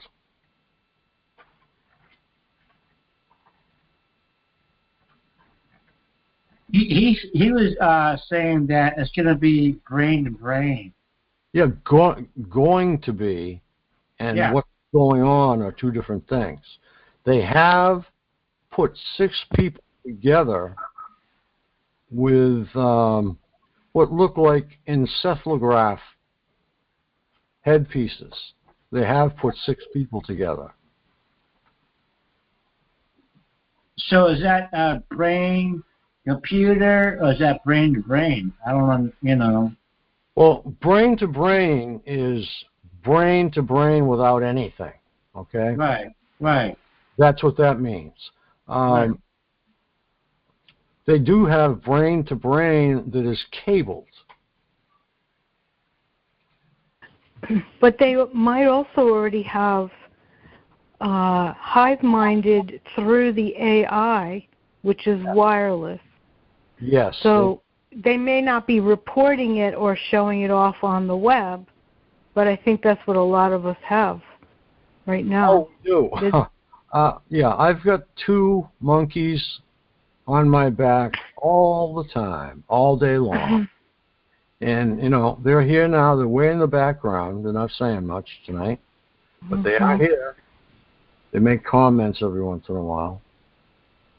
Yeah, so I think their brain-to-brain might be using carrier waves of Wi-Fi, radio signals, telephone signals.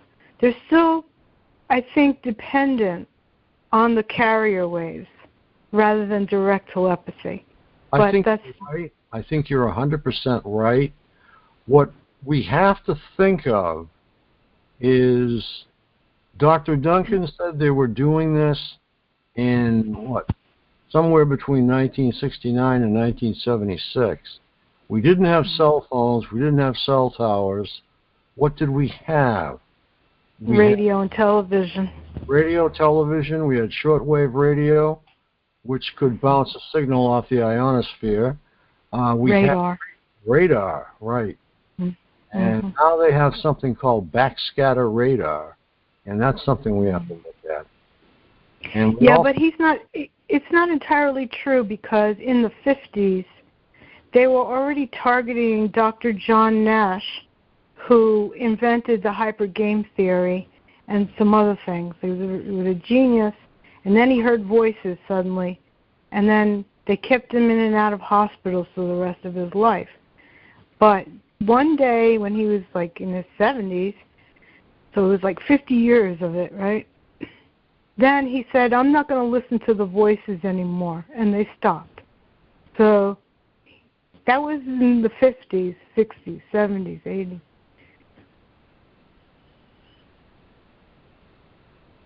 And Dr. John Nash is a historical figure. Anybody could look him up.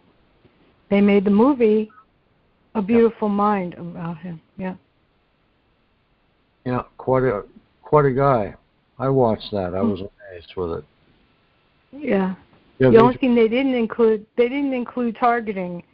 Right. They made it look like it was, They drove him mad. They drove him mad in the movie, actually, but they didn't mention targeting, as you said. But I was amazed with that movie. That was very good. Yeah. Well, he's the one that came up with hyper game theory, and hyper game theory is an integral part of our situation. They basically stole it from him and adapted it. Can you hear me? Yes, I can. You can. Hi, Frank. This is Deb. Hi. Chase.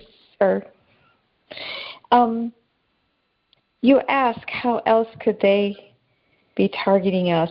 I was at the health food store today and discovered that they have a probiotic specifically for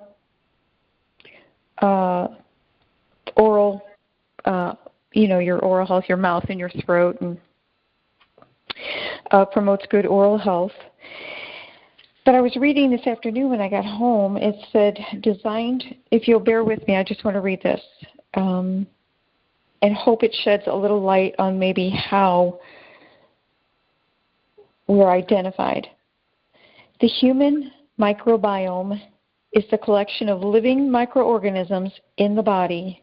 Like your fingerprint, your microbiome is unique. Trillions of healthy bacteria help you digest food, regulate your mood, assist your immune system, and much more. Maintaining microbiome balance is essential to your health. Your needs are personal. And so I was like, oh my gosh. I realized that my brain waves are uniquely mine. Oh, yeah. Most it's like, is this a way that they could have honed in or chosen or used in collaboration with brainwaves to uniquely target each person?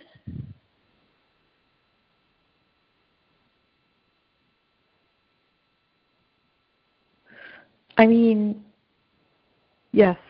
The answer is yes. 1 minute. Go ahead. I was just blown over. It was like connecting dots, I was like, oh my goodness. Oh my goodness. Yeah, and that's the spectrum of all the different unique signatures that you carry. Let's say it's your brainwaves. Your brainwaves are unique. Your kidneys, your biome, right? You just read that, is unique to you like a fingerprint.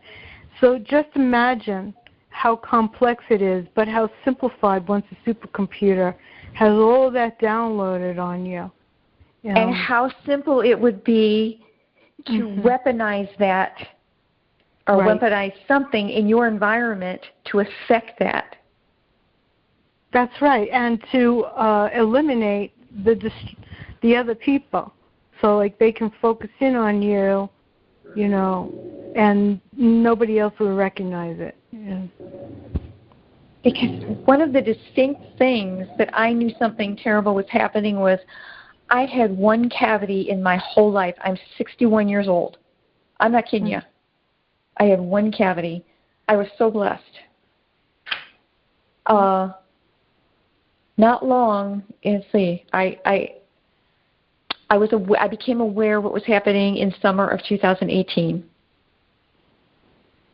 Since that time, my teeth, they have just destroyed my teeth. And how are they doing it? It's like I grow this stuff on it every night. If they know my personal biome, they know my weaknesses. Yeah, they know your weaknesses. They know everybody's. Well, are you noticing an acidic taste in your mouth? Or a metallic taste? I am. Okay. So occasionally, not all the time. Right. Yeah, I notice that sometimes, and I think it has to do with chemtrails and stuff like that, and your breathing. You're taking in the patches. I wonder if you might try something that would alkaline, like a baking soda rinse. A mouth rinse. Just mix it up yourself. That's alkaline. And see if that neutralizes some of the chemistry. Or have you noticed? I'm sorry. Go ahead. Have you noticed if you're gritting your teeth at night, like when you sleep? Because I noticed last night they were making my jaws clench, and I never clench my jaws.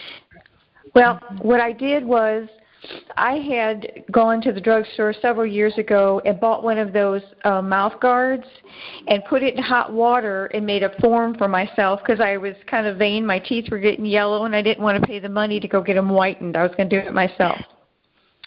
And so I never used it, okay? And then I pulled it out, and I started wearing it. Somebody on one of the calls said, if you have some kind of a mouth guard, rubber or like a silicone mouth guard, get that in your mouth and keep it in your mouth all night. And that's what I've been doing. So that might help you. Yeah, that might help you. But what's happened is I should have had braces when I was younger. And since they have just totally messed with my gums, they're not, my teeth are fine. It's my gums. I can't get my gums to clear up. And I got a lot of good results when I was swishing my mouth with colloidal silver and brushing my teeth with non-fluoridic toothpaste. Be very careful with that. Even though we know that fluoride is not good for us, fluoride actually does have a protectant on your teeth. So it actually does have benefit properties for your teeth. So I guess that's one of those things where you kind of have to pick your battles. But if I choose to go with the fluoride toothpaste, because if you don't, your enamel is going to wear down quicker on your teeth versus you using the fluoride toothpaste. That's something I need to consider. But this this probiotic that I found was specifically for oral health. So it is. This is a unique strain of probiotic bacteria clinically studied to promote good oral health. BLISK12 colonizes in the oral cavity and supports ear and throat immune health. BLISM18 can help against the formation of dental plaque, helps control bad breath, and effective for children and adults. But what just blew me over is the fact that it all became very clear as to why our targeting is so individualized. Because they have our brain waves, they have our microbiome, and they can weaponize anything in our environment against us with that information. And they could even make plaque grow on my teeth faster than it normally would. Right. I think that's the point. They want to be able to eliminate their targets quickly. And if they know your weakness, then they can take you down immediately. So I think it's more about if we are targeted for a reason that they want to kill us. We don't know who these people are. And we all certainly know that they're not doing anything good for us. No, they're not. I don't know. Just pick your battles. I would suggest, I'm no one over here, but I would suggest that you use the fluoride toothpaste. Do not use the whitening strips because most of the whitening strips have citric acid in them, and it'll eat away the enamel of your teeth. Okay. All right. Will do. Thank you so much. And thank you, Sue, for all the good information you always put out there, you and Frank both. Oh, thanks. I have a question. Go ahead. Yeah. The toothpaste that has the activated charcoal in it, well, I told a doctor that I was going to about my teeth and that they were a train wreck, and he He said, well, open your mouth. And he wasn't a dentist. He said, open your mouth, let me have a look. And he said, and I'd never heard of this before, but he said, go get some activated charcoal toothpaste and brush with it religiously until I tell you to slow down. And you can exclusively use it for the rest of your life, but he said it's not really necessary to go with a non-fluoride toothpaste and occasionally go back to the activated charcoal toothpaste and go back and forth like that. But and I did, and it built the enamel. It builds enamel, the activated charcoal toothpaste. And it worked. It builds enamel. That's really interesting. That is Yes, it is.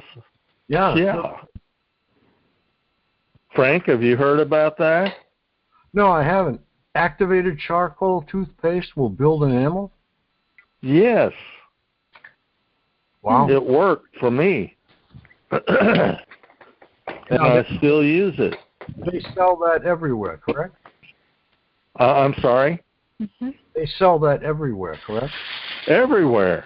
Any store. You can even make your own. Yes, you can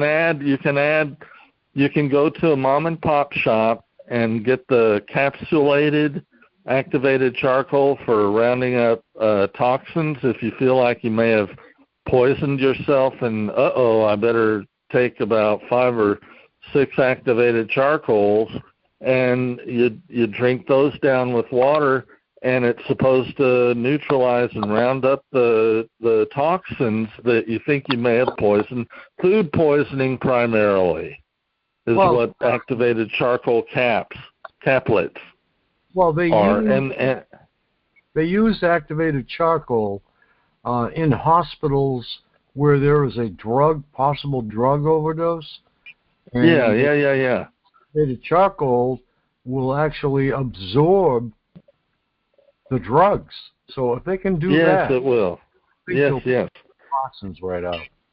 Yes, but for home use, primarily for food poisoning and other food problems, and you can get that out of your system. But you take one of those caplets and put it down on a clean surface of your countertop or your sink. Dry that portion of the sink off, and put the toothpaste in. You can do this with any toothpaste, and just pat and get the charcoal onto the toothpaste, and that works. Okay, thanks, Mark. You can dab the toothpaste down into the charcoal that's on the dried out part of the sink, and dab the toothpaste onto the charcoal, and it works. Okay, that sounds good. Yeah, Frank? it's great. Yes. Frank, this is Jennifer Fairchild, Bay Springs, Mississippi. I'm about to sign off. I haven't had sleep since 1:30 a.m. yesterday. I've been sleep deprived. Oh. I'm going to go ahead and try to lay down. I will speak to you tomorrow around 4, and I thank you so much for inviting me on here. And it was very nice chatting with everyone. I hope you guys have a good night and a good week, and stay blessed. Good night. Good night. Sleep well. Good night. Hey, Frank, this is Deb again. Hi, Deb. Just another little trick you can do with the activated charcoal.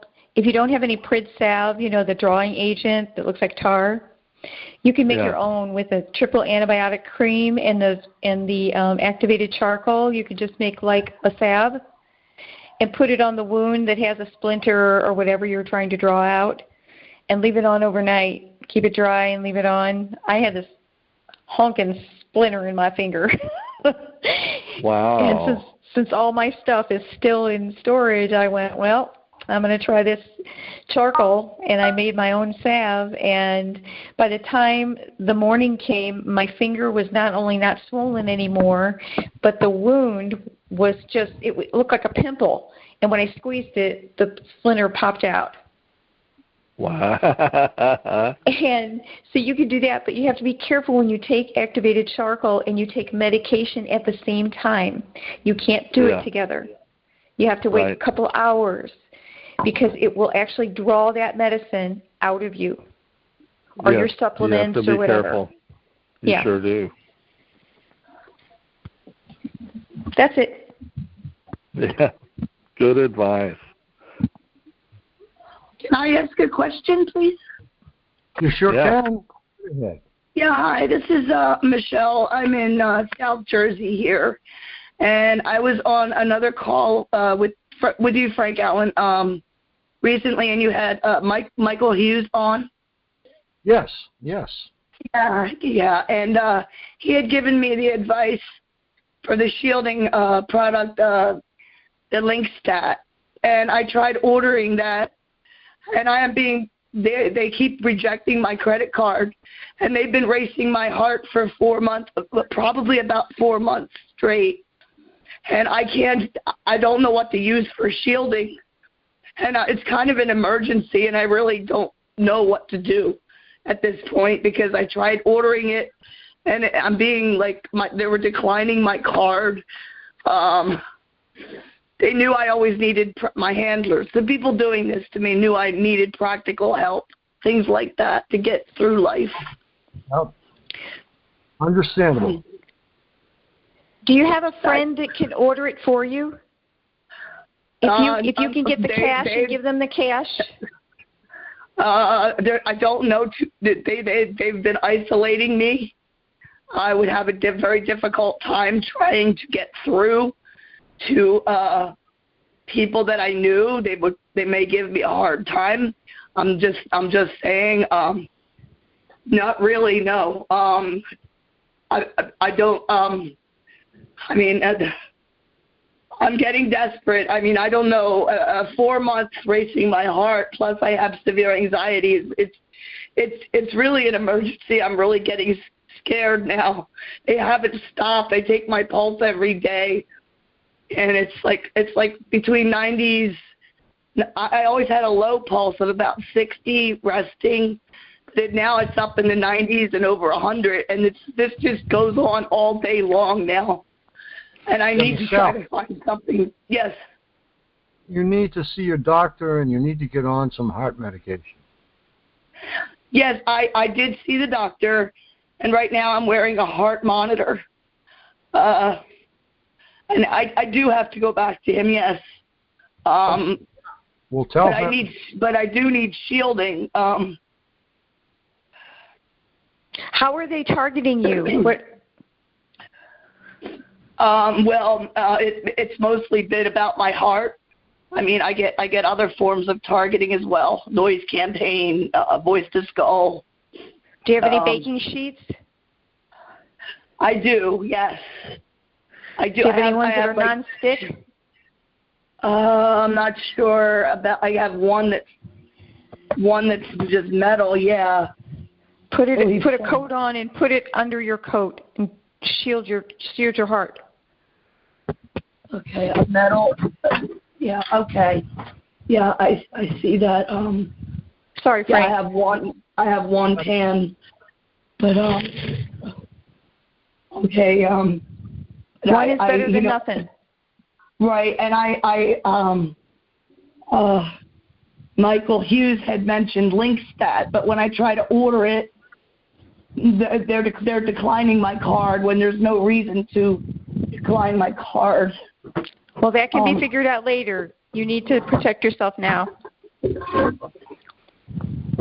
Anything metal between... Actually, it's kind of an emergency. I just don't know how to get any support. because, like I said, 4 months of heart racing seems like excessive to me. And they have threatened. Mm-hmm. Sorry. They have threatened what? They want you to think heart. that they can. They want you to think that they have all this power. They don't, Michelle. Agreed. They do not have that power. To do what? If you're wearing a heart monitor, who gave you the heart monitor? Well, I The did doctor? have to finally go to a cardiologist because I was very concerned. Pardon? If you're wearing a heart monitor, somebody's monitoring it. Okay? Yes, yes. And if they haven't called you and said, hey, are you okay? No, You're they okay. haven't. Okay. No, well, it's been up there pretty high, over like 100. So no one has called. No, but I'm surprised. Okay. But no. Okay. Have you ever done any deep breathing and meditation? I'm not good at that because I you have don't have always choice, had. Michelle. You need to try. Okay. Until you can get some shielding, you need to try. It's real easy. When you feel yourself getting anxious, you breathe deep through your nose like you're filling your belly up. You hold it for a count of 8. And then you blow it out your mouth really slow, like put your mouth like a fish, like you're drinking out of a straw. Really slow for a count of 8. Oh, good. And you do Okay. that. You do that until you're calm, and it works. Okay, and I am trying to use this pen, but it's not changing anything right now at all. Oh. I had a thought about the monitor. It could be that they're intercepting the signal of it, so that it, goes in one place and it gets rewritten and sent. Well, for right now, I agree with you. That was a good suggestion. I just thought maybe there was intercept, for that. Well, but the deep breathing is always good. Anybody who knows me will say, that's what Sue talks about. Deep breathing, anytime, anywhere, no equipment necessary. Seriously, you don't have to bring any other equipment, just your nose and your lungs. That's right. Okay. And it's proven, it's scientifically proven to lower your blood pressure. Mm-hmm. Yeah, and heart rate, and as soon as you get the breathing down.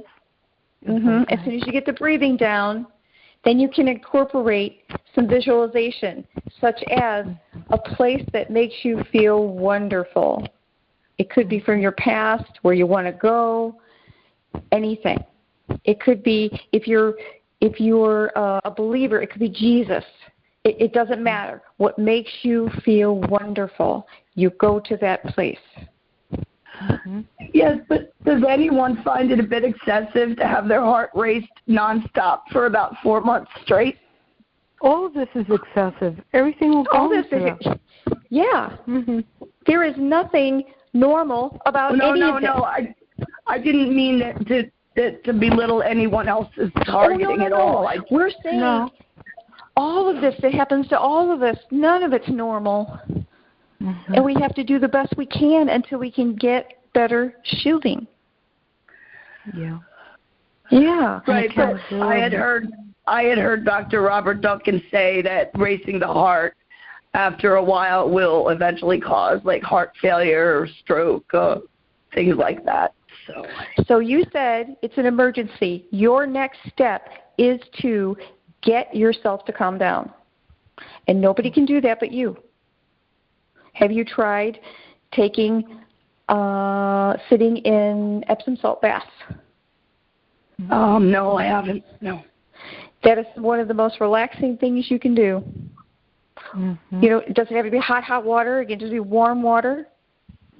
But sit in there until it cools off and take a cup and throw it over your shoulders and all over you. I've even done it on my head. I've submerged myself in water. In Epsom salt water. And just because the water went in my ears, I think that helped too. Mm-hmm. Okay. What about, I don't know if Frank Allen is still there, about how would I go about purchasing some of the link stack sheets from Nils? Well, you can make a substitute.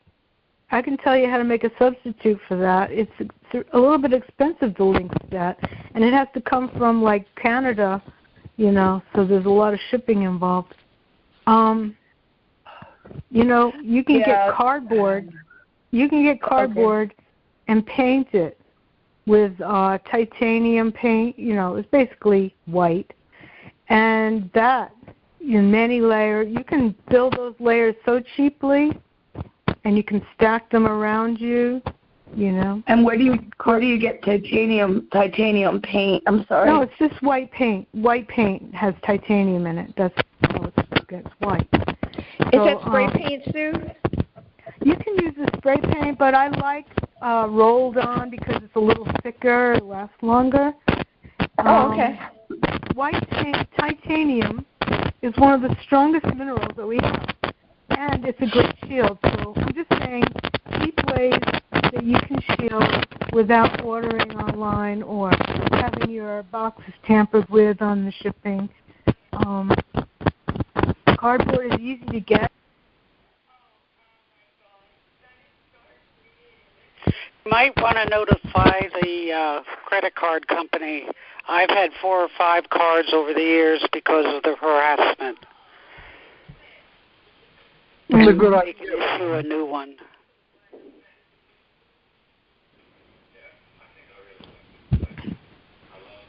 That's a really good idea, Beverly.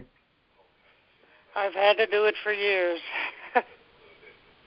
Yeah, I've canceled out a few cards myself. Yeah, I'm sure. You know, the woman who was speaking about the white paint on cardboard, if she's still there, could you please tell me what size cardboard do you get? Any kind that you can get. Packing boxes of any kind. You know, flat them out. So they don't have to be big sheets or anything. You can just be, like you say, a cardboard box that shoes came in, or. Yeah, you the bigger the better, but whatever you can handle, you know. Okay, so then where do you put them? Like when you want to, first of all, you want to flatten them so they become easier to manage, easier to paint. And then it doesn't matter. Don't worry too much about it. Just just mess around with it and put them where you need them for extra layers. Okay, I'll try that. That sounds very interesting. Thanks. Sure. And if you can get magnetic paint, it's more expensive. I've seen magnetic paint at Walmart, but not lately. But that would work if you can get a whole bunch of it. It's expensive though. By the way, do you think that a hot water bottle, just a water bottle, like one of those rubber water bags, do you think that would work? Ice packs are good too. Yeah, I was just wondering about those those water bags, those old-fashioned rubber bags that you get at a drugstore. Yeah, I know what you're talking about, but I haven't tried that. It's worth a try. Yeah. Yeah. Because water does absorb frequencies. So. Okay. Mhm. Yeah. I have another question too. If like Frank said, the FCC knows every signal that's out there, and the FCC knows who owns them, and the FCC knows what each signal is being used for, then why hasn't anybody in all the communities that are handling this situation, hasn't anybody gone down and talked to them? People have called, okay, but people have not gotten the right answers. This is what I'm going to say, all right? And it'll flip a lot of people out, and you can disagree with me. I'm just throwing it out there, all right? It might be China. China has more antennas than we ever thought of having. They have mind control satellites. So the FCC might not know because it's not the FCC or us. Just a thought. I wrote to the FCC and I didn't get a decent reply from them. No. Okay. Several offices, a long time ago. I'm pretty sure they know. Yeah, I'm tired of these big officials not owning up to something or telling us, no, it's not us, it's this one. That's what I want. Well, maybe that's because it's a classified program. That's not good. but that, exactly. That's not a reason to allow us to be suffering with the signal. Absolutely. Oh, absolutely. I totally agree with that. Totally. Mm-hmm. They have gotten away in court with that. Because of national security, we can't release that information. That's not gonna make it. Okay? No. National security is you're supposed to protect our lives. It's in the Constitution, pal. Read it. That's where we are. I don't care if I get thrown in jail. I don't give a damn. I'll get bailed out.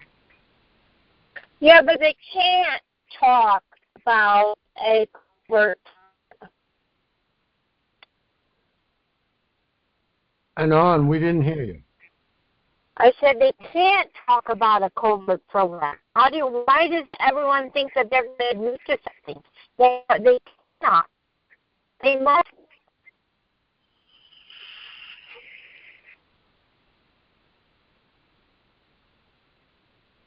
We lost you, Anon. Your signal. Oh, you didn't hear me? You didn't hear me? Your signal is going in and out. It's very poor. They were hitting my phone then with the same stuff they hit me with. How about now? That's much better. Yeah, that is. Okay. Till they find my phone again. But I said, everybody thinks they should respond with something, but they can't.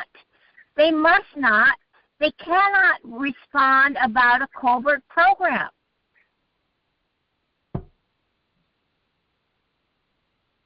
Well, we'll respond then, because we have had enough. That's right. But I'm just saying, when TIs expect, one of these government agencies to respond rightly, I'm just saying that's to me, in my mind, that's a ridiculous expectation because they cannot. Well, then you have to go to the top. Who classified it and made it covert in the first place? It's like Frank says, you go to the top then. You try it. Go to DOD, DARPA, which I believe is at the top of all this crap, and see what happens. And I'm betting you won't get a decent answer because they cannot. It's their own program. They have to keep it covert, and they at all costs, and they're going to keep it covert. We're the only ones that can speak the truth. Well, who does the DOD answer to? Who do they get their funding from? I mean, there has to be someone who's in charge of the DOD and DARPA. There's someone in the government, in our whole government, our democratic government, who is in charge of all these agencies. Well, we're not a democratic government anymore. No. But who? Can you hear me? The DNI is in charge. DNI. Congress approved the funding since 52. So if you want to go to all your... Go ahead. Excuse me. DNI oversees all of the alphabet agencies. What Look does it up. TNI stand for? Desk of the... Oh, God. You had to ask me. Desk of... I can't think of it. I'll grab it. Okay. Frank, it's Director of National Intelligence. Thank you. Thank you. Well, See? the And director of it's the DNI. the director of intelligence answer to. Congress approved the funds since 1952 for every friggin' program we've been under. Well, So then the funds will always be approved by Congress.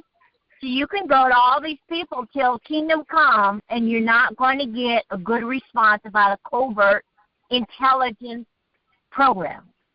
Well, then we're back to Congress, and Congress, that's why there was a church committee from Congress, from the Senate, when they do any investigation. So you have to go to Congress. They're the last resort. Anonymous. That's what. Anonymous. We're going to get... What about the Senate Intelligence Oversight Committee? Isn't that who was in charge of when the CIA was caught going into the senators' computers?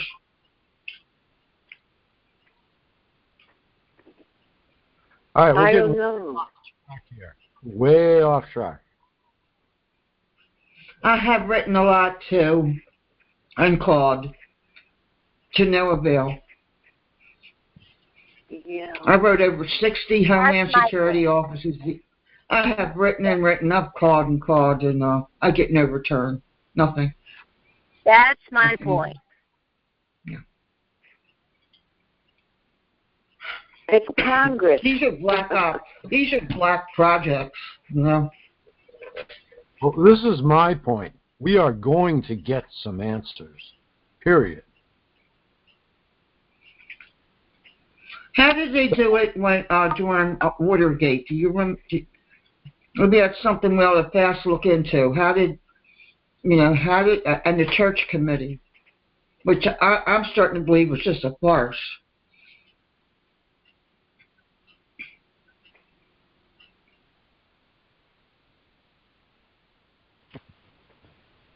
But didn't that have something to do with it being exposed in the papers?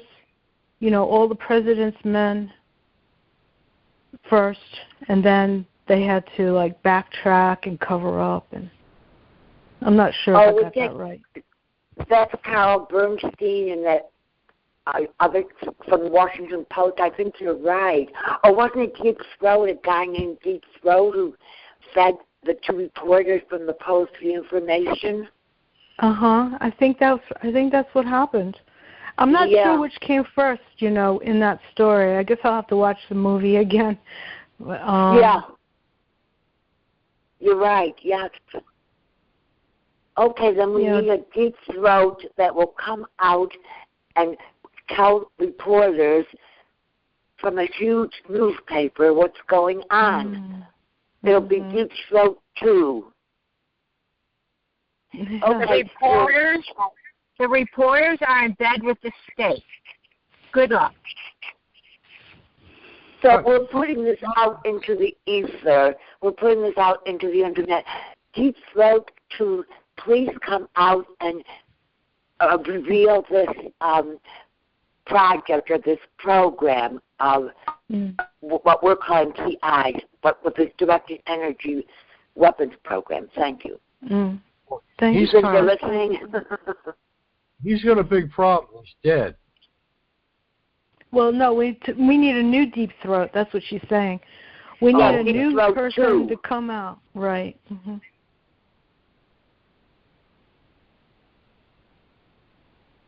Okay. What I will say is that a lot of these entrepreneurs are contracting for the government. Now, it seems to me that we can shake one loose.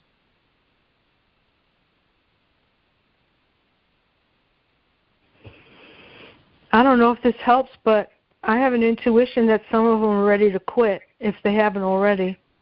They're just a little bit, they're worried they're going to get targeted. But I have a feeling that a lot of them are getting sick of this and they're ready to break. So however that shows up in our targeting, I don't know. Well, the administration is ridiculous. So I was going to say, there's always someone who's extraordinary and who's heroic and will come forward. For instance, I read about this during the Vietnam War. There was a really bad massacre, and you probably know this, at My Lai, and someone came forward who was in the helicopters there and who saw it, and he came forward, and that's how it was exposed. Otherwise, like this whole massacre was maybe more than 500 men, women, and children just mowed down for no reason. But he came forward. So there's always someone who will do it. That was one massacre. We're talking, let's just take this country, U.S., government-wide, countrywide, black ops. Fuck you.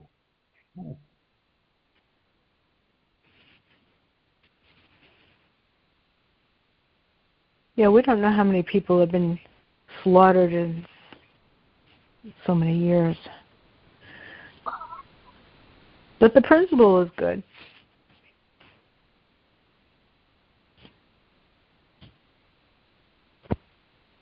Yeah, I think a lot of people will come forward, and a lot of perps will come forward too. I said that in the past, and I really expected to see that last year. But we had COVID too. But I think you're going to see perps come forward and roll on whoever's paying them if they're getting paid. Yeah. Is that why you dropped me? I didn't drop it. I wouldn't either. Well, it said, I didn't think so. I didn't think that was like you, but it just said goodbye. The phone, the call did. It said goodbye, and I quit me. Yeah, well, phone reception's not the greatest, and you've been having trouble with yours tonight, so that's what I'd look to. Oh, okay, but it doesn't say goodbye. It just drops me. I couldn't tell you. I'm not even on that screen anyway. Oh, okay.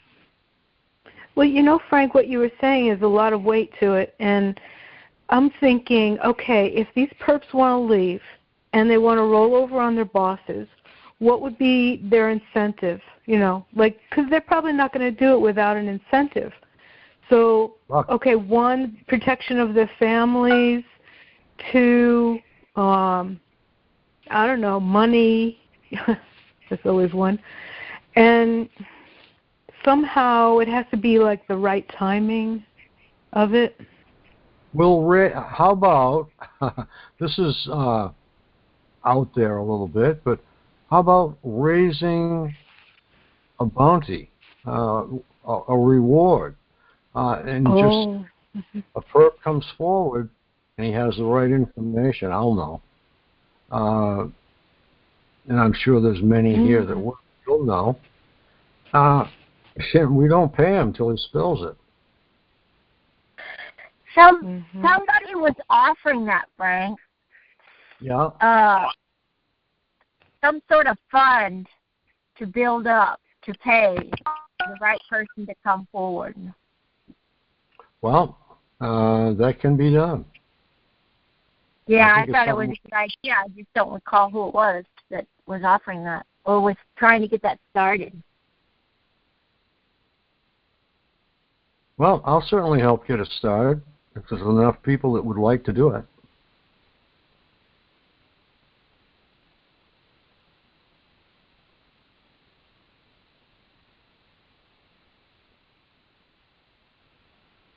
I have a question. Sure, go right ahead. Hi, Frank. I was just wondering how many people are planning to go to the Targeted Justice rally coming up this May, the 1st of May. Where is it? In Texas.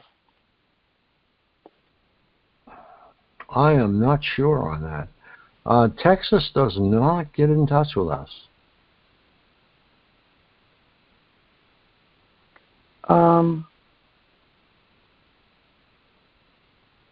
Well, it's a way to get in touch with them. So, from what I understand, this is like one of the biggest groups out there. Okay. Targeted justice. Will they send it to you?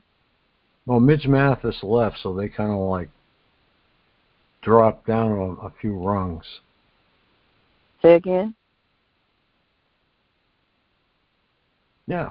Well, Midge Mathis was the center of that particular organization, and she left, and that left two people. And so, I don't know. I'm just telling you what I know. About targeted justice? Yeah. Midge Mathis left. Okay, what are you saying about two people? That left two people.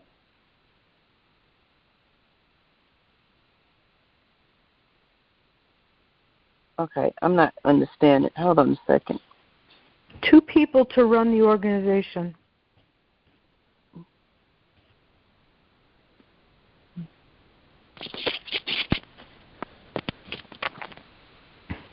I didn't know Midge left.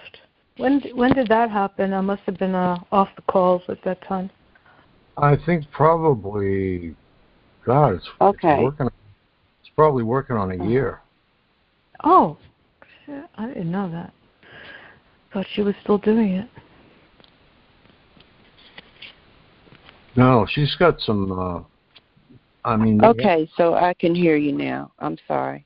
They had so you're saying there's only two people that's running this organization? Yeah, yes, ma'am. Yeah, they had their difficulties, but Midge is really having some, things going on in her life right now. Mm-hmm. And she still works real hard for the community, so. Is Richard Lighthouse still associated with them? Because I think he must have gone out somewhere along the way, too. I really don't know. I haven't heard from Richard in over a year. I got an email that said last interview with Targeted Justice, but I don't watch YouTubes. So I guess that was his way of saying goodbye, or this is how I'm going to end it, or something. Oh, I see.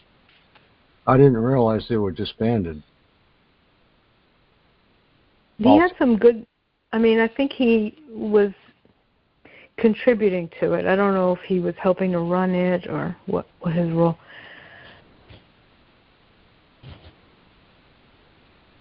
I really don't know, but it was a good organization.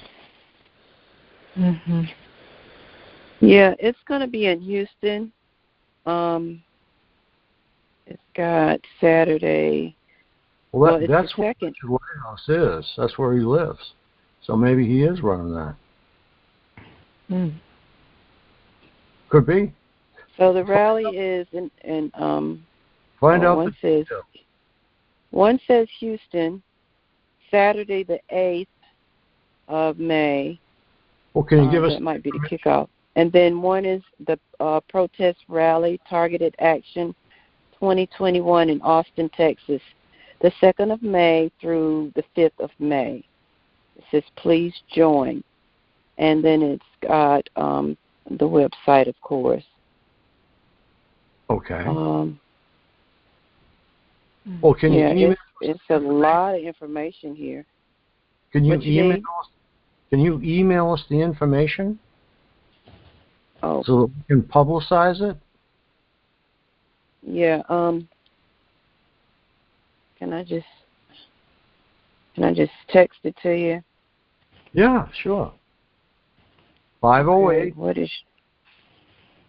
508. Okay. Hold on. 508. Yeah. 857. 857. 8334. 8334. Okay, let me know that you got it. Okay, anybody else that would like to text me or phone me for any reason, please feel free. Did you get it, Frank? Yes, I did. Okay. You might want to look over it and then let everybody else know.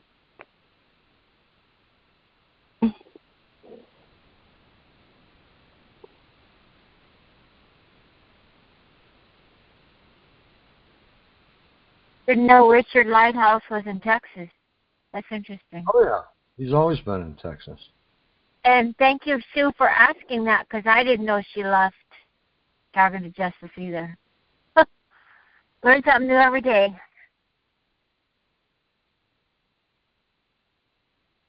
Okay, so we'll publicize that. Okay.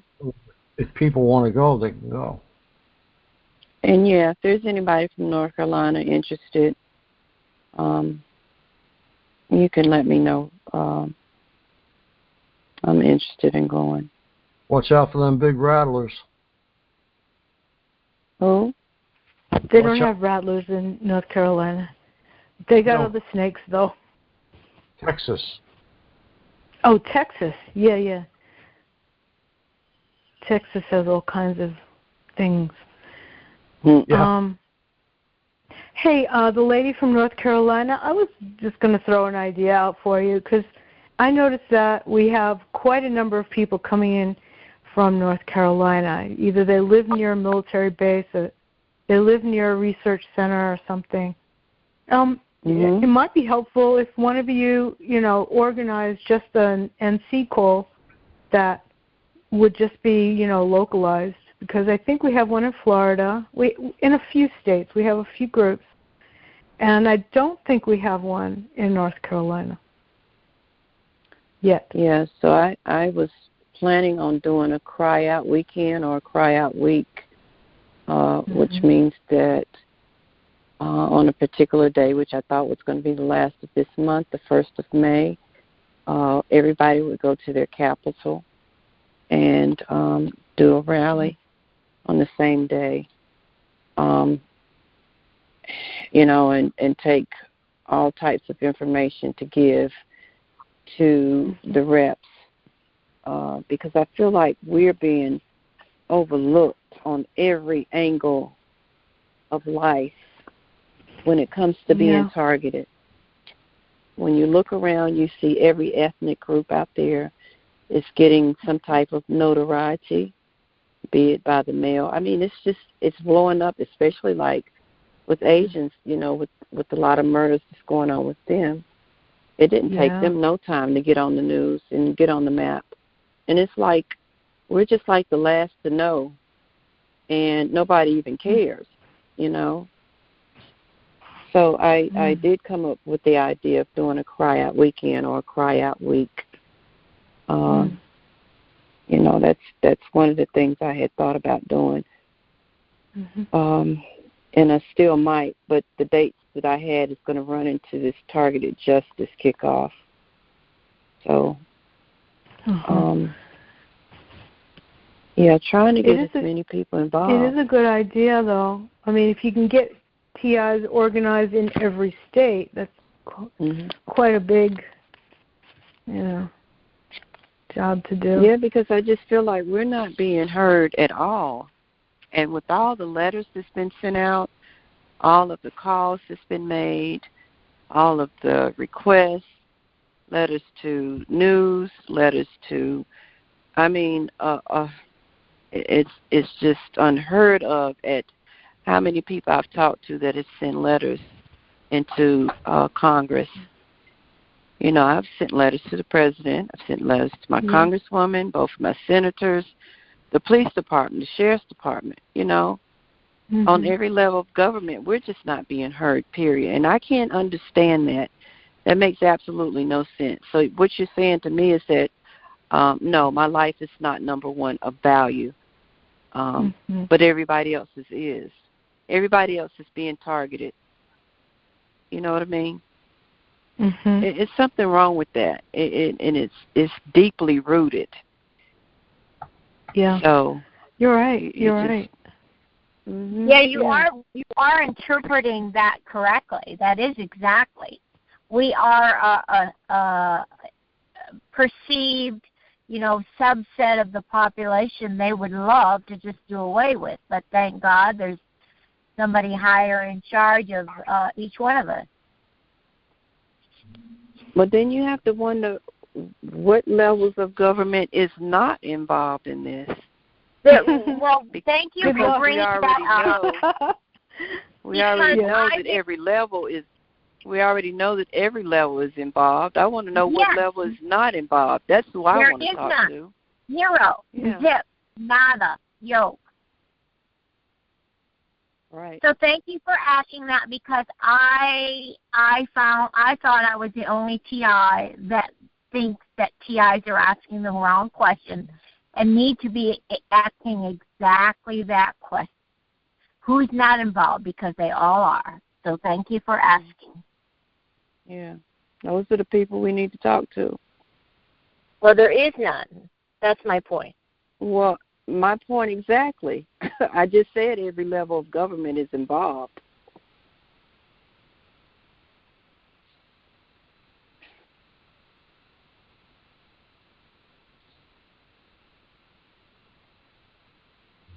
See, I think one of the biggest problems that I don't know how we can break this down, but it's the element of secrecy versus having their jobs.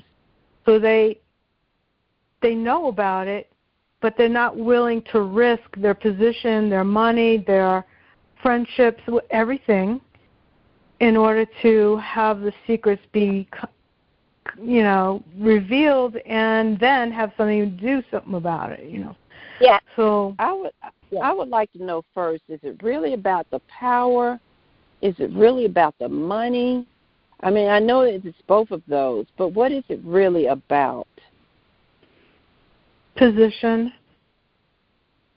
I was going to say everybody's making money at every level. So I believe the bottom line is the motivation is the money, because every level is making money off of us.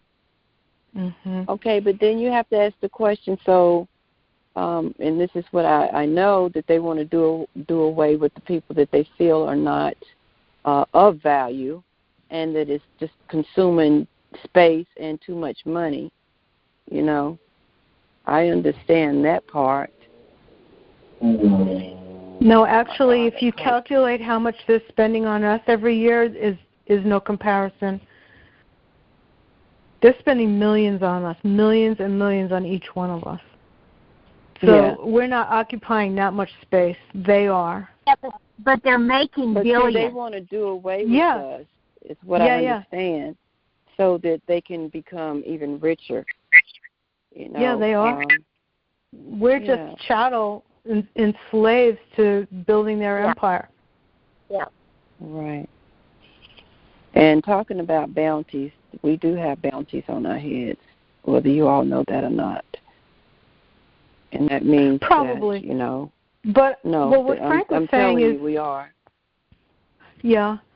Well, I think Frank was talking about bounty he meant reward, I think. Reward. No, I know exactly what he means, but what I mean is that we have bounties on our heads, so there's lots of money on each TI. So the way I understand it is once we have been dismissed, then there's a payout, insurance policy payout. But just look how valuable we are. I mean, that they go through all the trouble and the money, right? Either way, they say, well, you either value dead or alive. That's what the bounty is. Yeah. Yeah. Either way, you're valuable. Well, now there's a positive thought, right? That's how I turn it. If we haven't said anything positive all Yeah. night, we're worth something. Well, we're worth a lot more than they're actually spending on us. Oh no! Well, what's the price to pay for a life, honey? Really? What's the price to pay for a life? This is why when TI say, I can't believe how much they're spending on me, I want to say if you knew how much they were making off of you, and you subtract what they're spending, you'd probably see a good net income. Sure. I know that some of these stalkers are making over $500,000 a year, and wow. if you think that you don't have a lot of bounty on your head, you better think again. There's a lot of money on us, a lot. You know, if they're going to pay somebody over $500,000 a year, we got to be worth some money. Billions. You know, yeah. But I think what HC is referring to is you are priceless. In God's eyes, you're priceless. It doesn't matter how much they spend or make or anything. Well, like I say, what's the price to pay for a life? You can't. You know, I don't care how many zeros you add to those zeros. It's just zero. You just zeros. It's equal to zero. Just keep adding zeros. Yeah, that's all you do. At some point, you're going to stop making them zeros because a life is more value than money. That's what I'm counting on.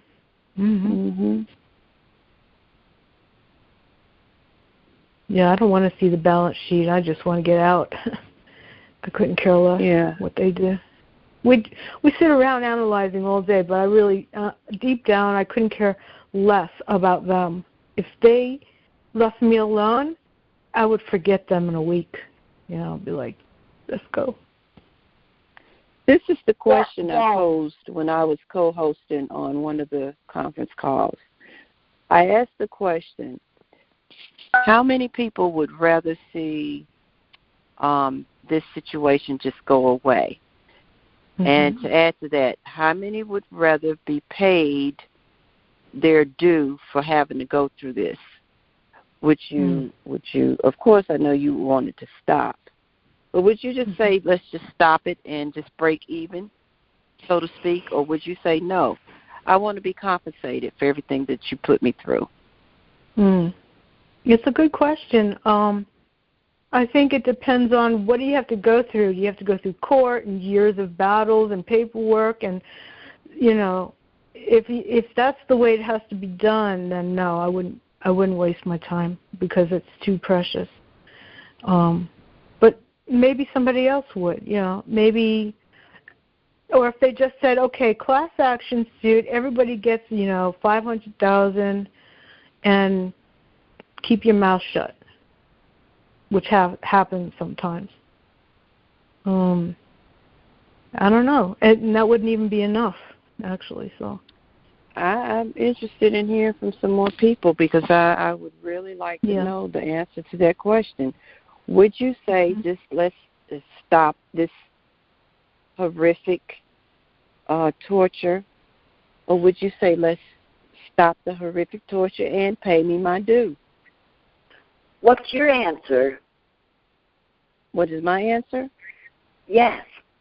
My answer is both. Because, number one, I didn't ask to be put in this program. And number two, you have taken what I have known away from me to be a quote-unquote normal life on every level. And so, yes.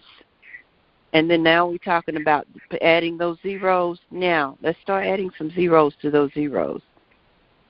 Because I don't understand the answer. I don't understand the answer. Which one is it? The first one you mentioned, just walk away from it, or would you want reparations? No, I said it's both. Oh, you want both? Okay, thank you. I want it to stop, and I want to get paid because you've taken my life away.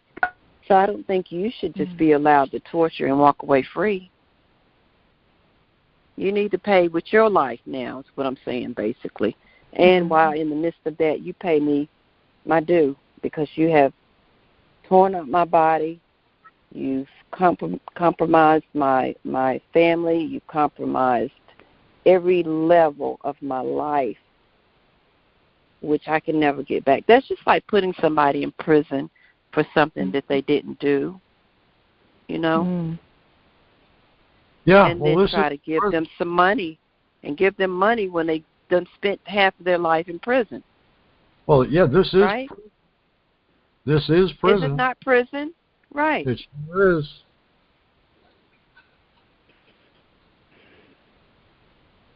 So, but now to ask the question, how much would it be worth? I don't know.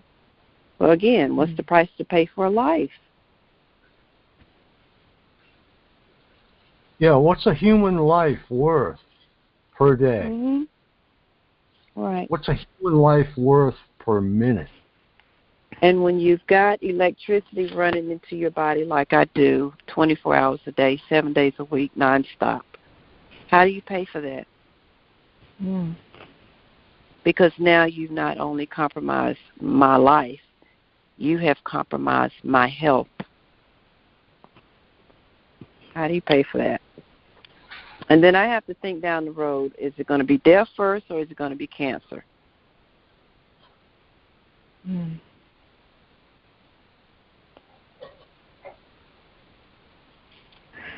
Wow.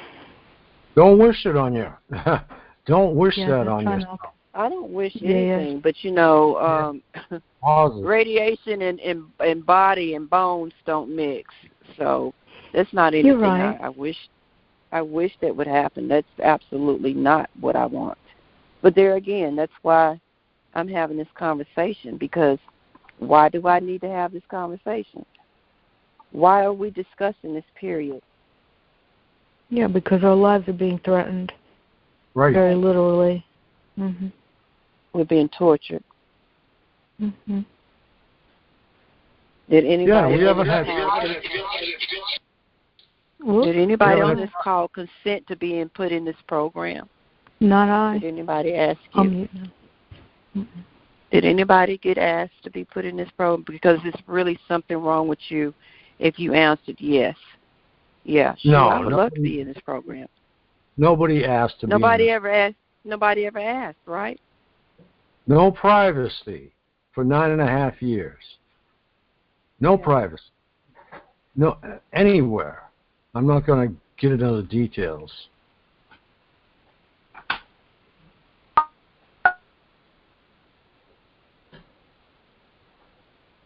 Thank you, Sue.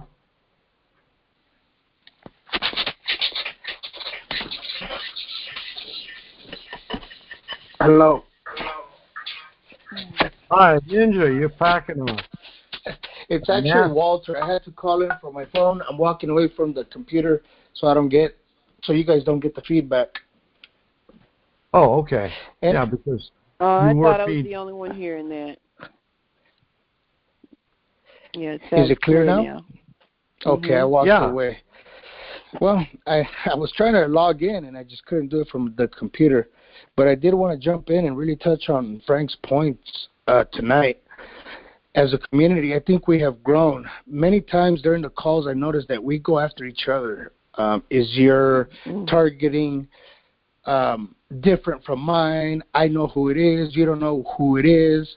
And we focus on that. And I think we have so many community members now that it's a good time for us to really, really come together and make some noise.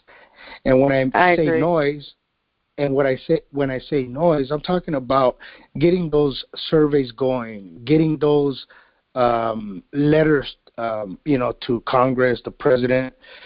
When Frank speaks, I notice a lot of history, as far as, for example, he said go to the top because he's already tried the lower levels. He's already seen TIs right to the government. I saw people in the chat room that actually wrote to DOJ. Some lady was also saying that she wrote to the White House and she got a letter back saying that they can arrest her or put her in an institution. So it's really hard. So now that we have the community, we have to pull in one direction. No matter how we agree or disagree, we can completely agree that we are targeted individuals. That is one thing for sure.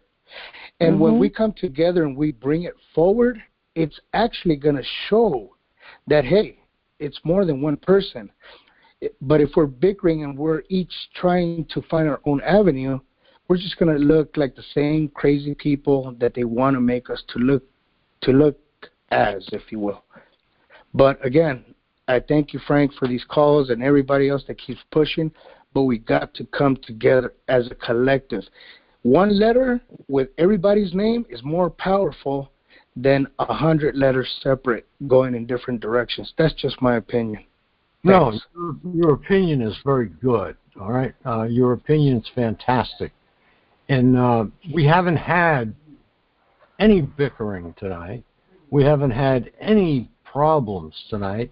All we have had tonight, which is really fantastic, is unity. That's what we've had tonight. And that is the most important thing here. The most important thing. A country that's divided can't stand, right? That's and right. And that's the one thing, what he's saying is very true. If we're divided and we're all fighting for the same cause, that's just ludicrous. That's crazy. How can you come against me and we're fighting for the same thing? You know, that is what has been so puzzling since I've been a TI to me. It makes no sense to me. It really don't. And I know that people are going through things, and sometimes it gets so aggressive that you don't know what to say. You don't know when to say or how to say. But the one thing we do know is that we are targeted. We are targeted. And we know that we are our own community. So what is the problem? It just behooves me as to why people get on and start attacking each other. I can't understand it. That really bothers me. And, you know, that's the first thing we got to come to grips with, because the sooner we do that, do you know what they always say, there's power in numbers? I think it's more TIs than it is those who are targeting us, actually. But if we think about how many people could come together and just make this power move, you know, we have to be heard. It's our time. When there's conflict on the calls, blame it on mind control, because everyone here is suffering with different frequencies, and when they want to disturb, when they want to divert the attention of the group, they usually stir up trouble through somebody's emotions and through somebody's targeting. That ends up looking like it's the person, but it's the mind control program. Well, I think a lot of times, too, it's the perpetrators that starts up a lot of. Well, like if they can't do it directly by interrupting the call, then they do it through somebody's emotions, usually. Mm-hmm. Well. So that's what it is, and that's what we're in, you know. So the best tool you have for unity is to stay unified in your own mind, is to stay cohesive and logical so you can weather all those storms. I understand sometimes, you know, TIs, they got to jump in and they got to vent because they're going through so much. I know this personally. I lost my wife, my daughter. My wife thinks I'm crazy. I need help, psychiatric help, you name it.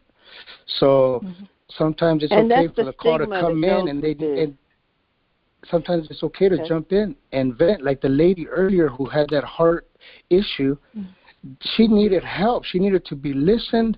You know, those are the kind of calls that you want to listen into. Other times, we want to jump in and put in our agenda of what we think being a TI should be. And I think that's where we fall short. I mean, from my background, before, you know, all this happened and I lost my job, I was quality control company, quality control manager for a $50 million company. And everything starts and everybody plays a part in a sprocket. But if we don't work together to get that order or that manufacturing done to get it out the door, then we're not really delivering. So if it had to go through the foundry, then machining, then folding, welding, painting, assembly, and out to the shipping department and get the right trucks, it wasn't going to get delivered. Because even if you got all the production done, if the right vessel, the right truck was not on time to deliver those lighting poles or LED lightings in that state by that time when they needed an occupancy permit, that place was not going to open up. And that's the same thing with us. So as we are coming collectively, we have to get it out to shipping on time at the right place and make sure it's delivered at the right time for the right message. What's your name? I'm sorry? I'm Walter. Walter.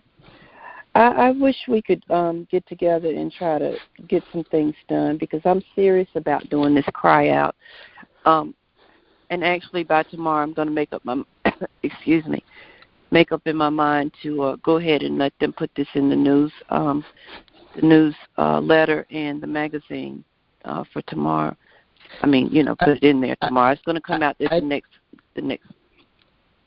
No, completely. I'm here. You guys are my family now. I lost my family. You guys are my family. And what I'm trying to say as far as all the production and how we get there together, the point that I'm trying to make is that we got to stop bickering and understand that we are TIs in this together. We may be attacked differently. I may not get the DEWs. You may not get the V2K. But as one solid voice, we have to come together. Attack is attack. It doesn't matter how you're being attacked. It means the same thing. Like Frank said tonight has been very positive. There hasn't been back and forth on who's who and what's what, and it's this person attacking us or it's that government. It's regardless, we're being attacked, period. That's it. That is it.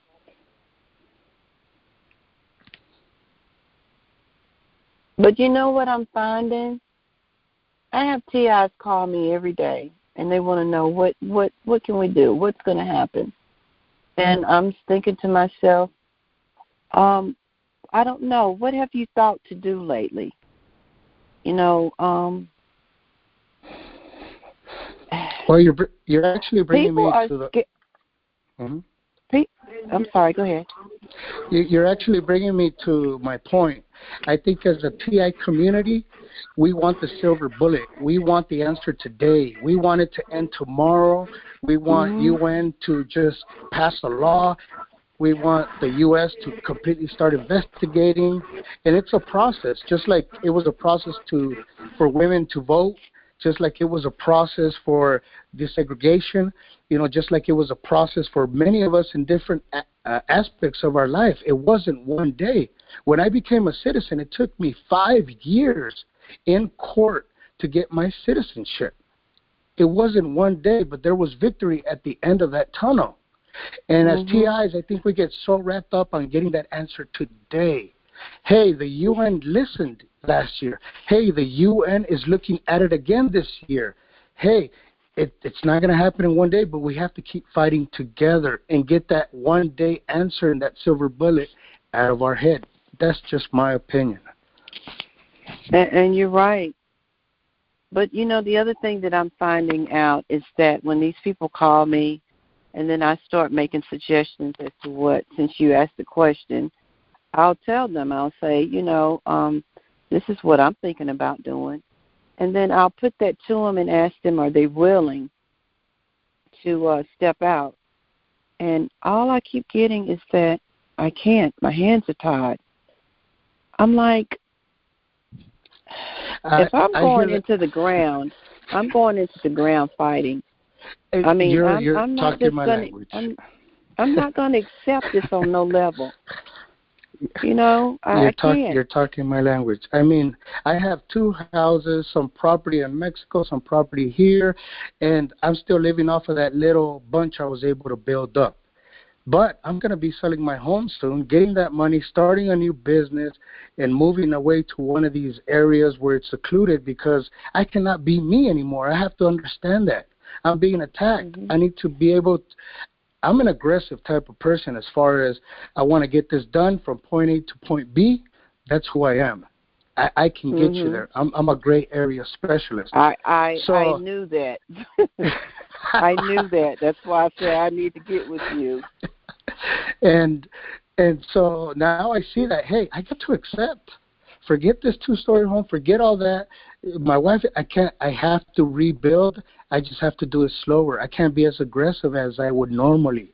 I have to be able to take the day as it can, and I got to be able to say tomorrow, if it's a bad day, I'm staying in bed and watching movies.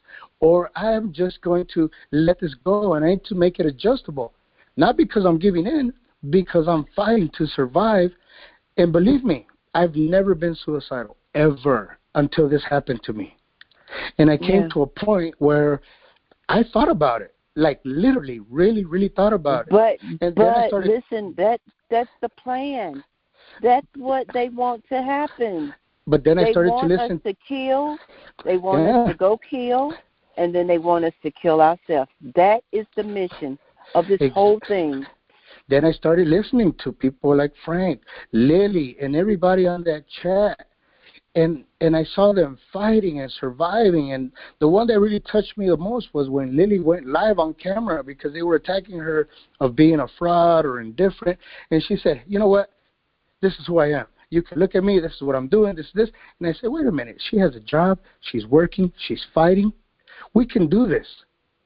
And I've been holding on to people like that and Frank. And I'm ready to fight. I'm not giving up anytime soon. Well, what's your thoughts? Where do you want to start? Do you just want to talk on the side with me, and then we go from there? Because again, I'm telling you, I have talked to so many people, and as far as planning, that should be individually. Like I'll call Frank, and I'll definitely, we can definitely talk. But as far as planning, I think. Like in business, some people can get the part of the plan for their department, but you don't give the whole scope, not because they're not included in it, it's because they're not going to understand the whole scope. For example, when Frank talks, I hear wisdom and so much stuff that he's done, tried, but yet many TIs are throwing it at him. Why don't we do this? Why don't we do that? And Frank is just patient. I could just tell in the back of his mind, he's just like, oh, if you only knew what I've already done here. If you only knew how many people I already talked to. If you only knew how many letters I already wrote to. But he's being polite, so he really doesn't. That's my opinion. I'm not saying that's what Frank is doing, in my opinion. So, yeah, as far as planning and where to go, I think that's more on a private setting. But as far as TIs, the message that I'm trying to get at is, hey, I see 80-something people on the chat today. On Ella's, I see 110-something. I see more websites coming up. I see more people being aware. It's about bringing them together. Because if we don't come together, then the voice is not loud. I've never been to Massachusetts where Frank is. But he's having the same experience as I'm having. There's a validity in that, I don't know how you are targeted, but there's many across the country that are getting hit the same way. There's a UN report.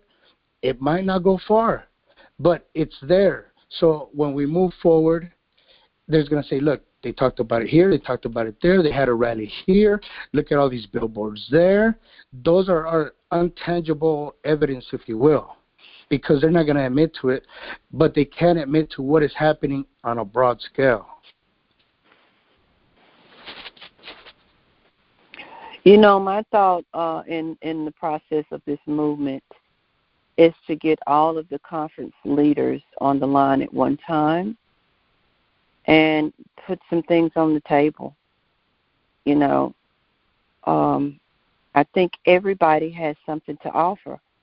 Every one of us. No matter how small you might think it is. We all have something to offer. And so, I think that would be the biggest impact right now. If we can get all the conference leaders on one call and come up with a plan, I think that would be the best thing for all of us. I just do. I think that's a great idea.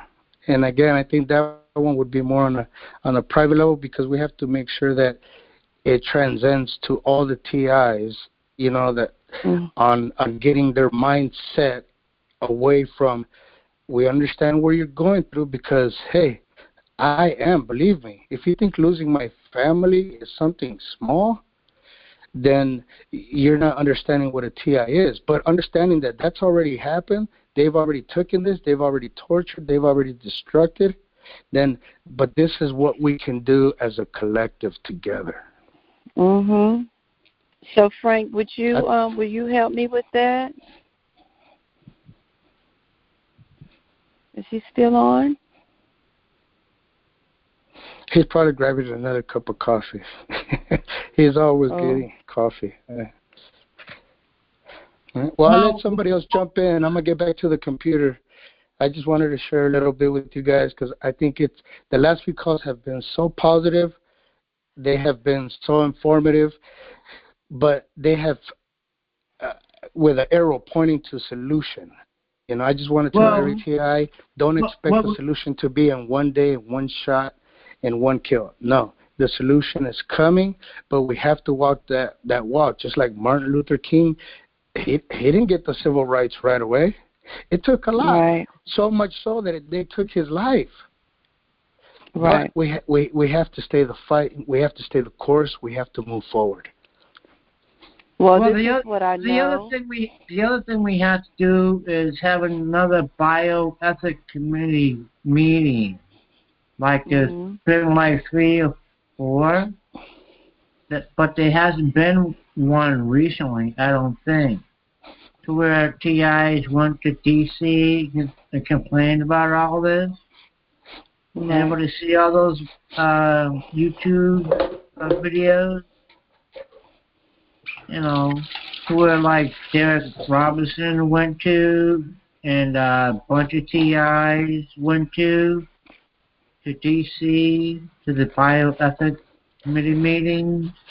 I have seen some. I know I saw the one in Houston. I believe the other one was in D.C., and I think that's very important. I mean, I don't know if anybody has seen that Ella video for TIs on freedom targeted individuals for the third annual. I mean, you can see the difference from the first annual to the third annual. It's a huge difference. And I think that is what pops the most.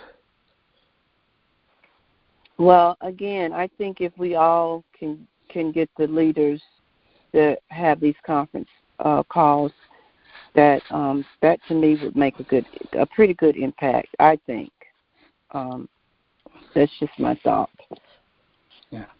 So, Frank, I was asking if you think you could help us put that together. Absolutely. Absolutely.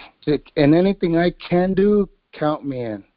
So we'll be in touch. How can you be reached? Phone number or email? Yeah, both. Okay, hold on a second.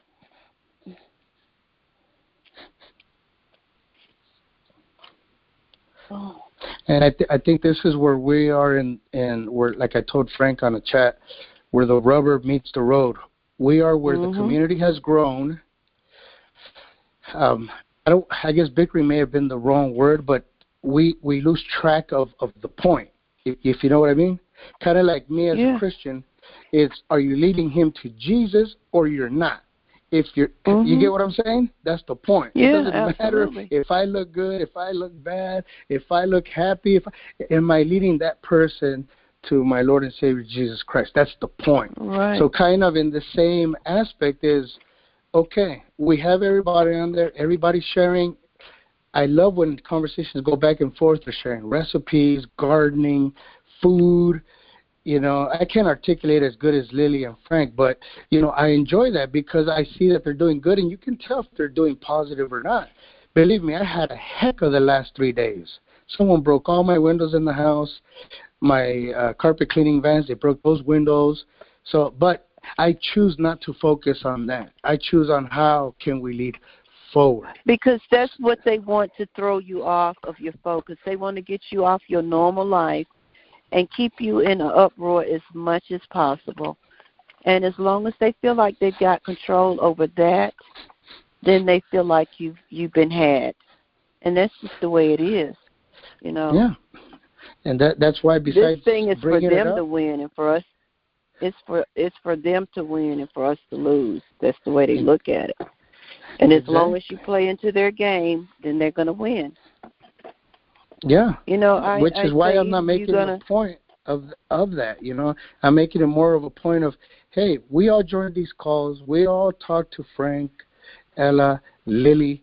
Are we believing that we're in this together? If we are, if they suggest let's fill out this survey, let's do it as a collective. Let's make our voice be heard. If you don't believe in it, then don't call in. Find another outlet or whatever it is that you're looking for. But let's not get into that argument. Let's not lose focus of the point, the end game, which is us getting that freedom. I'm telling you, that's exactly what they want us to keep us all against each other. And again, they've won. Yeah. And so that's where the division comes in. And again, as long as we're divided, we will not stand. It's no way. Exactly. That's what the devil does. It comes to divide and destroy. Mm-hmm. That's right. All right, I'm going to head back to my computer. Thank you for taking my call and chatting here. And okay, hold on. I'm trying to get a pen. Mm-hmm. I'll put it on the chat if you want. Is your email up there? I'm not on the chat, honey. Oh, okay. I'm just barely on this call. But I have 1,000 pens in this car. Can't find one. Here I go. That's pretty pathetic, isn't it? No, okay, because I know exactly what you mean. I hate when I lose something because I know that's when they're going to hit the hardest. Because they're going to keep telling me, you lost it, you'd always lose everything. You can always do this. You always 818 355 okay 7857. And so are you with the Hispanic? Are you Hispanic or Spanish? Yes. Yes.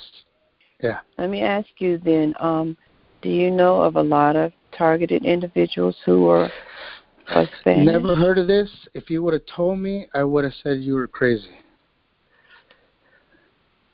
So I never heard of this.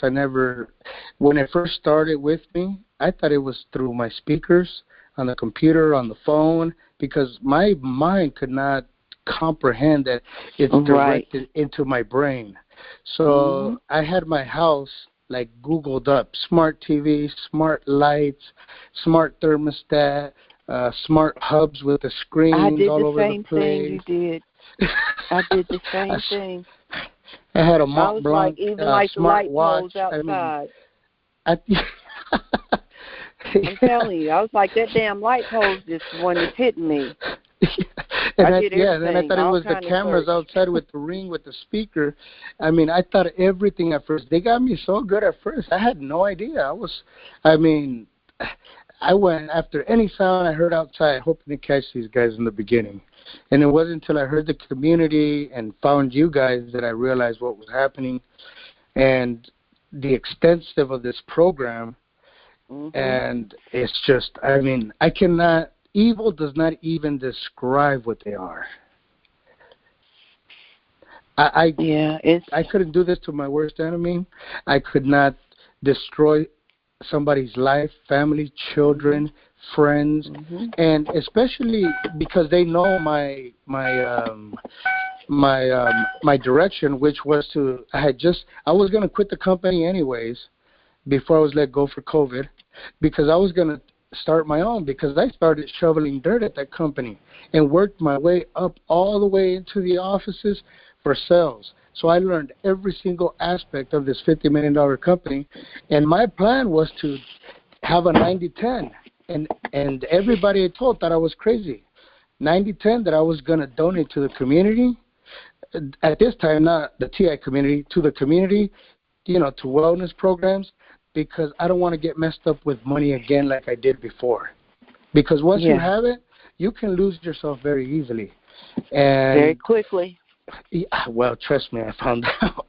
So I said it was going to be 90-10, and I just wanted to build this business to help the community, the churches, and anything that would spread the gospel out. Now my priorities have changed where part of that will be that, but God willing, if I can push forward for this business, I really want to help the TIs, because I do notice that we need funding. Nobody's hearing us. We need funding. We need to get the word out there. So I hope you guys have me in your prayers and absolutely what it can do, and keep moving forward. We got to do it. We got to push forward. There is no looking back, turning back, going back, thinking back. It's all forward from here. It's always been that way for me, because I'm like, I can't stand it. My life is at stake. So I'm not going to be complacent. I'm not going to get comfortable. I'm not going to stop talking. I've said if I'm going down in the grave, I'm going down, and people are going to know my name. And we're going to win, whether it's here or in the next life, because they still have to face God. We're going to win There this. you go. There you go. There is no lose on this side, and that's what I want people to understand. The only loss is you not doing your part. That's the only loss. That's it. Completely agree. Thanks so much for your time. I'll be looking forward to your call or text. Okay. Thank you. All right.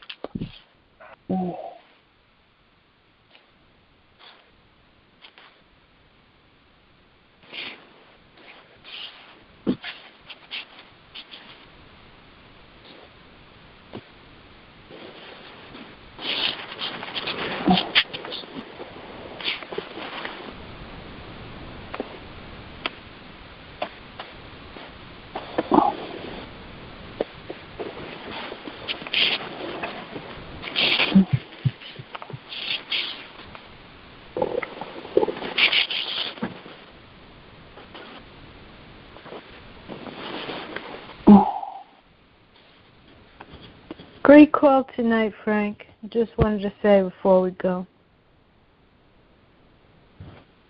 Good information.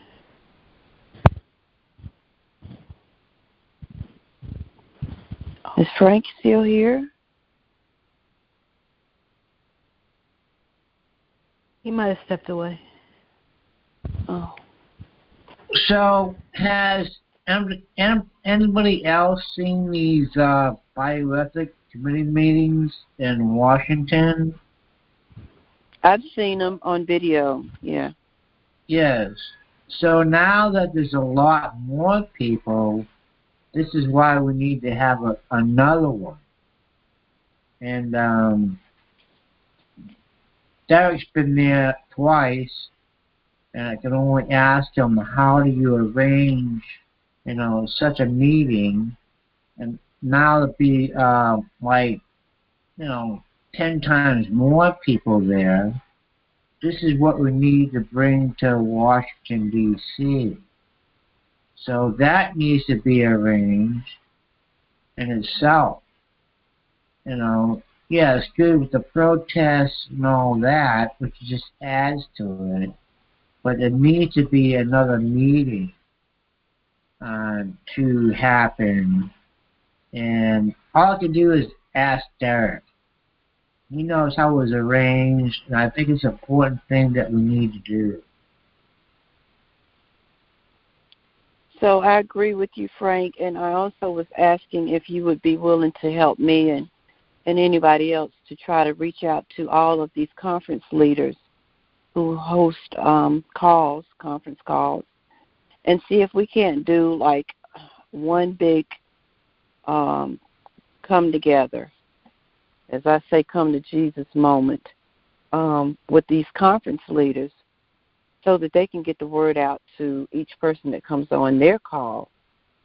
You know, would you be willing to help me with that? Trying to put that together. I think that would be the start of things.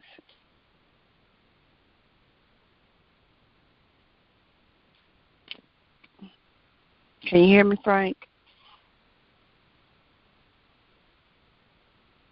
Well, this was Hello? Doug. That was Doug talking. My name's Doug. That wasn't Frank. But anyways, I don't know where Frank went. Oh.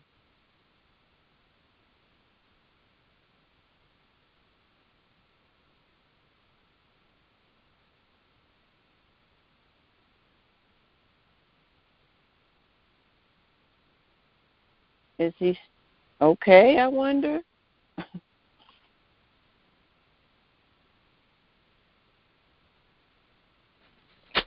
He may have fell asleep. Can somebody give him a call on his personal line and see if he can wake up if he is asleep?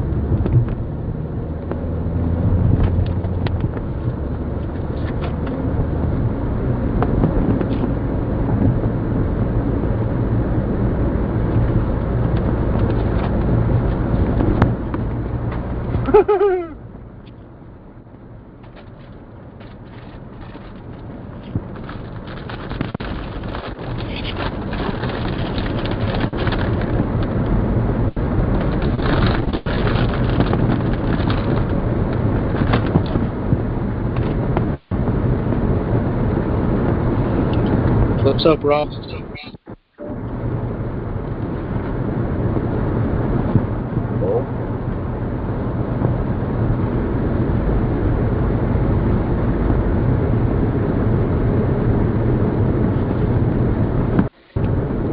Rob, your mic is on.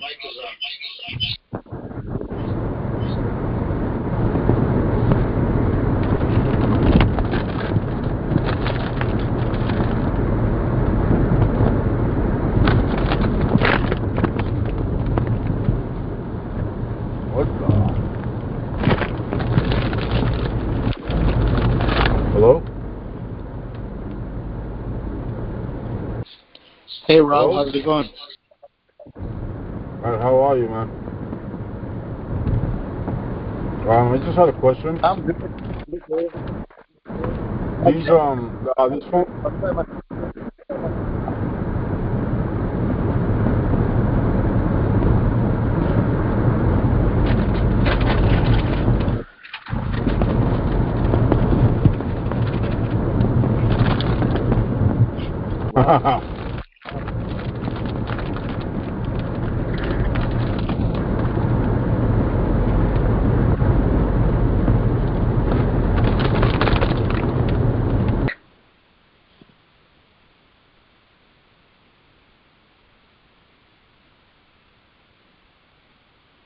Hello?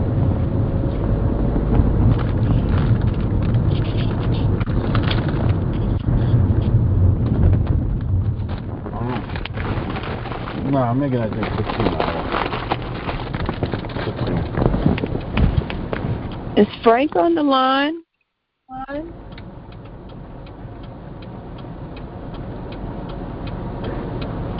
Is anybody on the line? I'm here. Okay, I hear a lot of static. Sounds like Rob has the mic on. Rob, what's going on, man? Hello? Yes. Hello? Hey, how are you? This is Rob. I was just wondering, any sort of legislation districts in your area, have they been addressing the issue of cyber torture or cyber harassment? Of course not. All right. No, the reason why I asked is because I think that that the best way to approach it, because we just had a legislative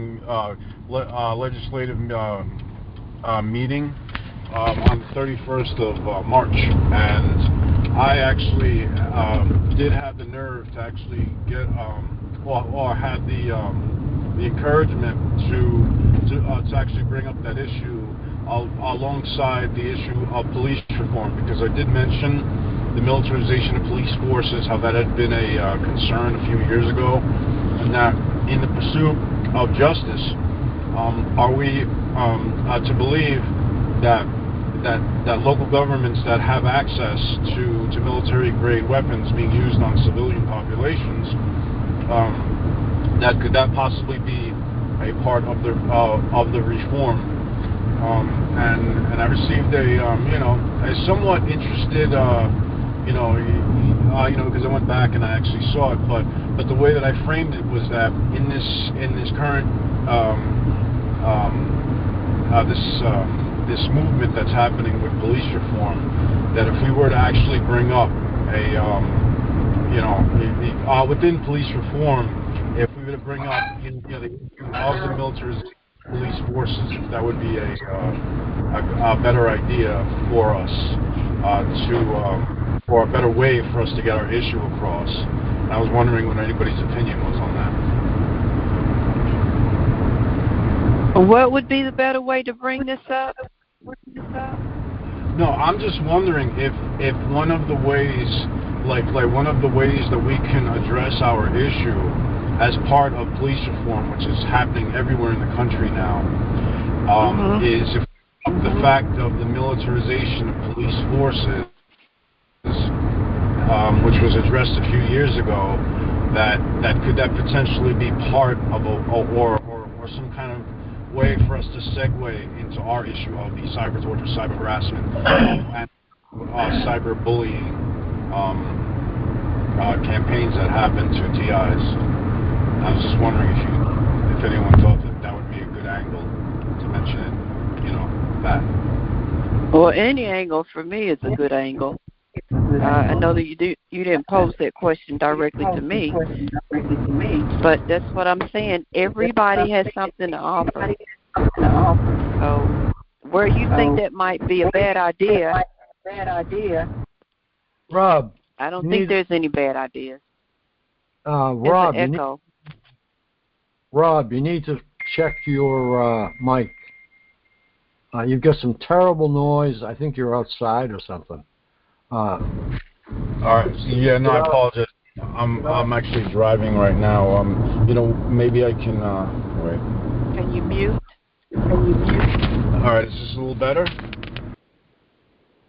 Yeah, that's good. Yeah, but you're echoing too. All right. Let me stop my vehicle. All right. What I was essentially saying was that that the angle that I'm trying to figure out ways that we can segue into our issue of cyberbullying and to bring this idea of cyber torture, cyber harassment to light, is to maybe bring up the fact of the militarization of police forces and possibly segue into our issue. And so I'm just wondering, by calling in today, if that would actually be a fairly decent way for us to get our issue across.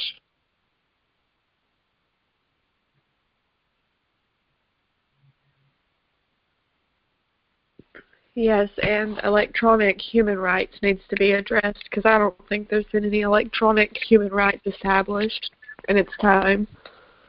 We have it already. Oh, okay.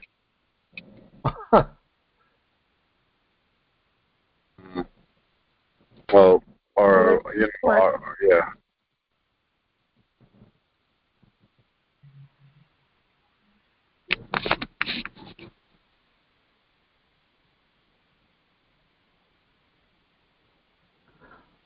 Okay, guys, it's 1:07 a.m. and this is Wednesday, and I research all week long. So I usually stop at 12, but this was such a I stopped at little after 1. That's what we're going to do.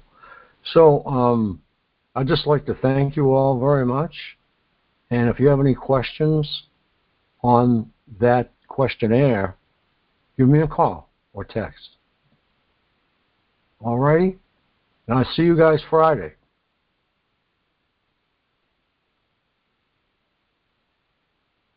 God bless.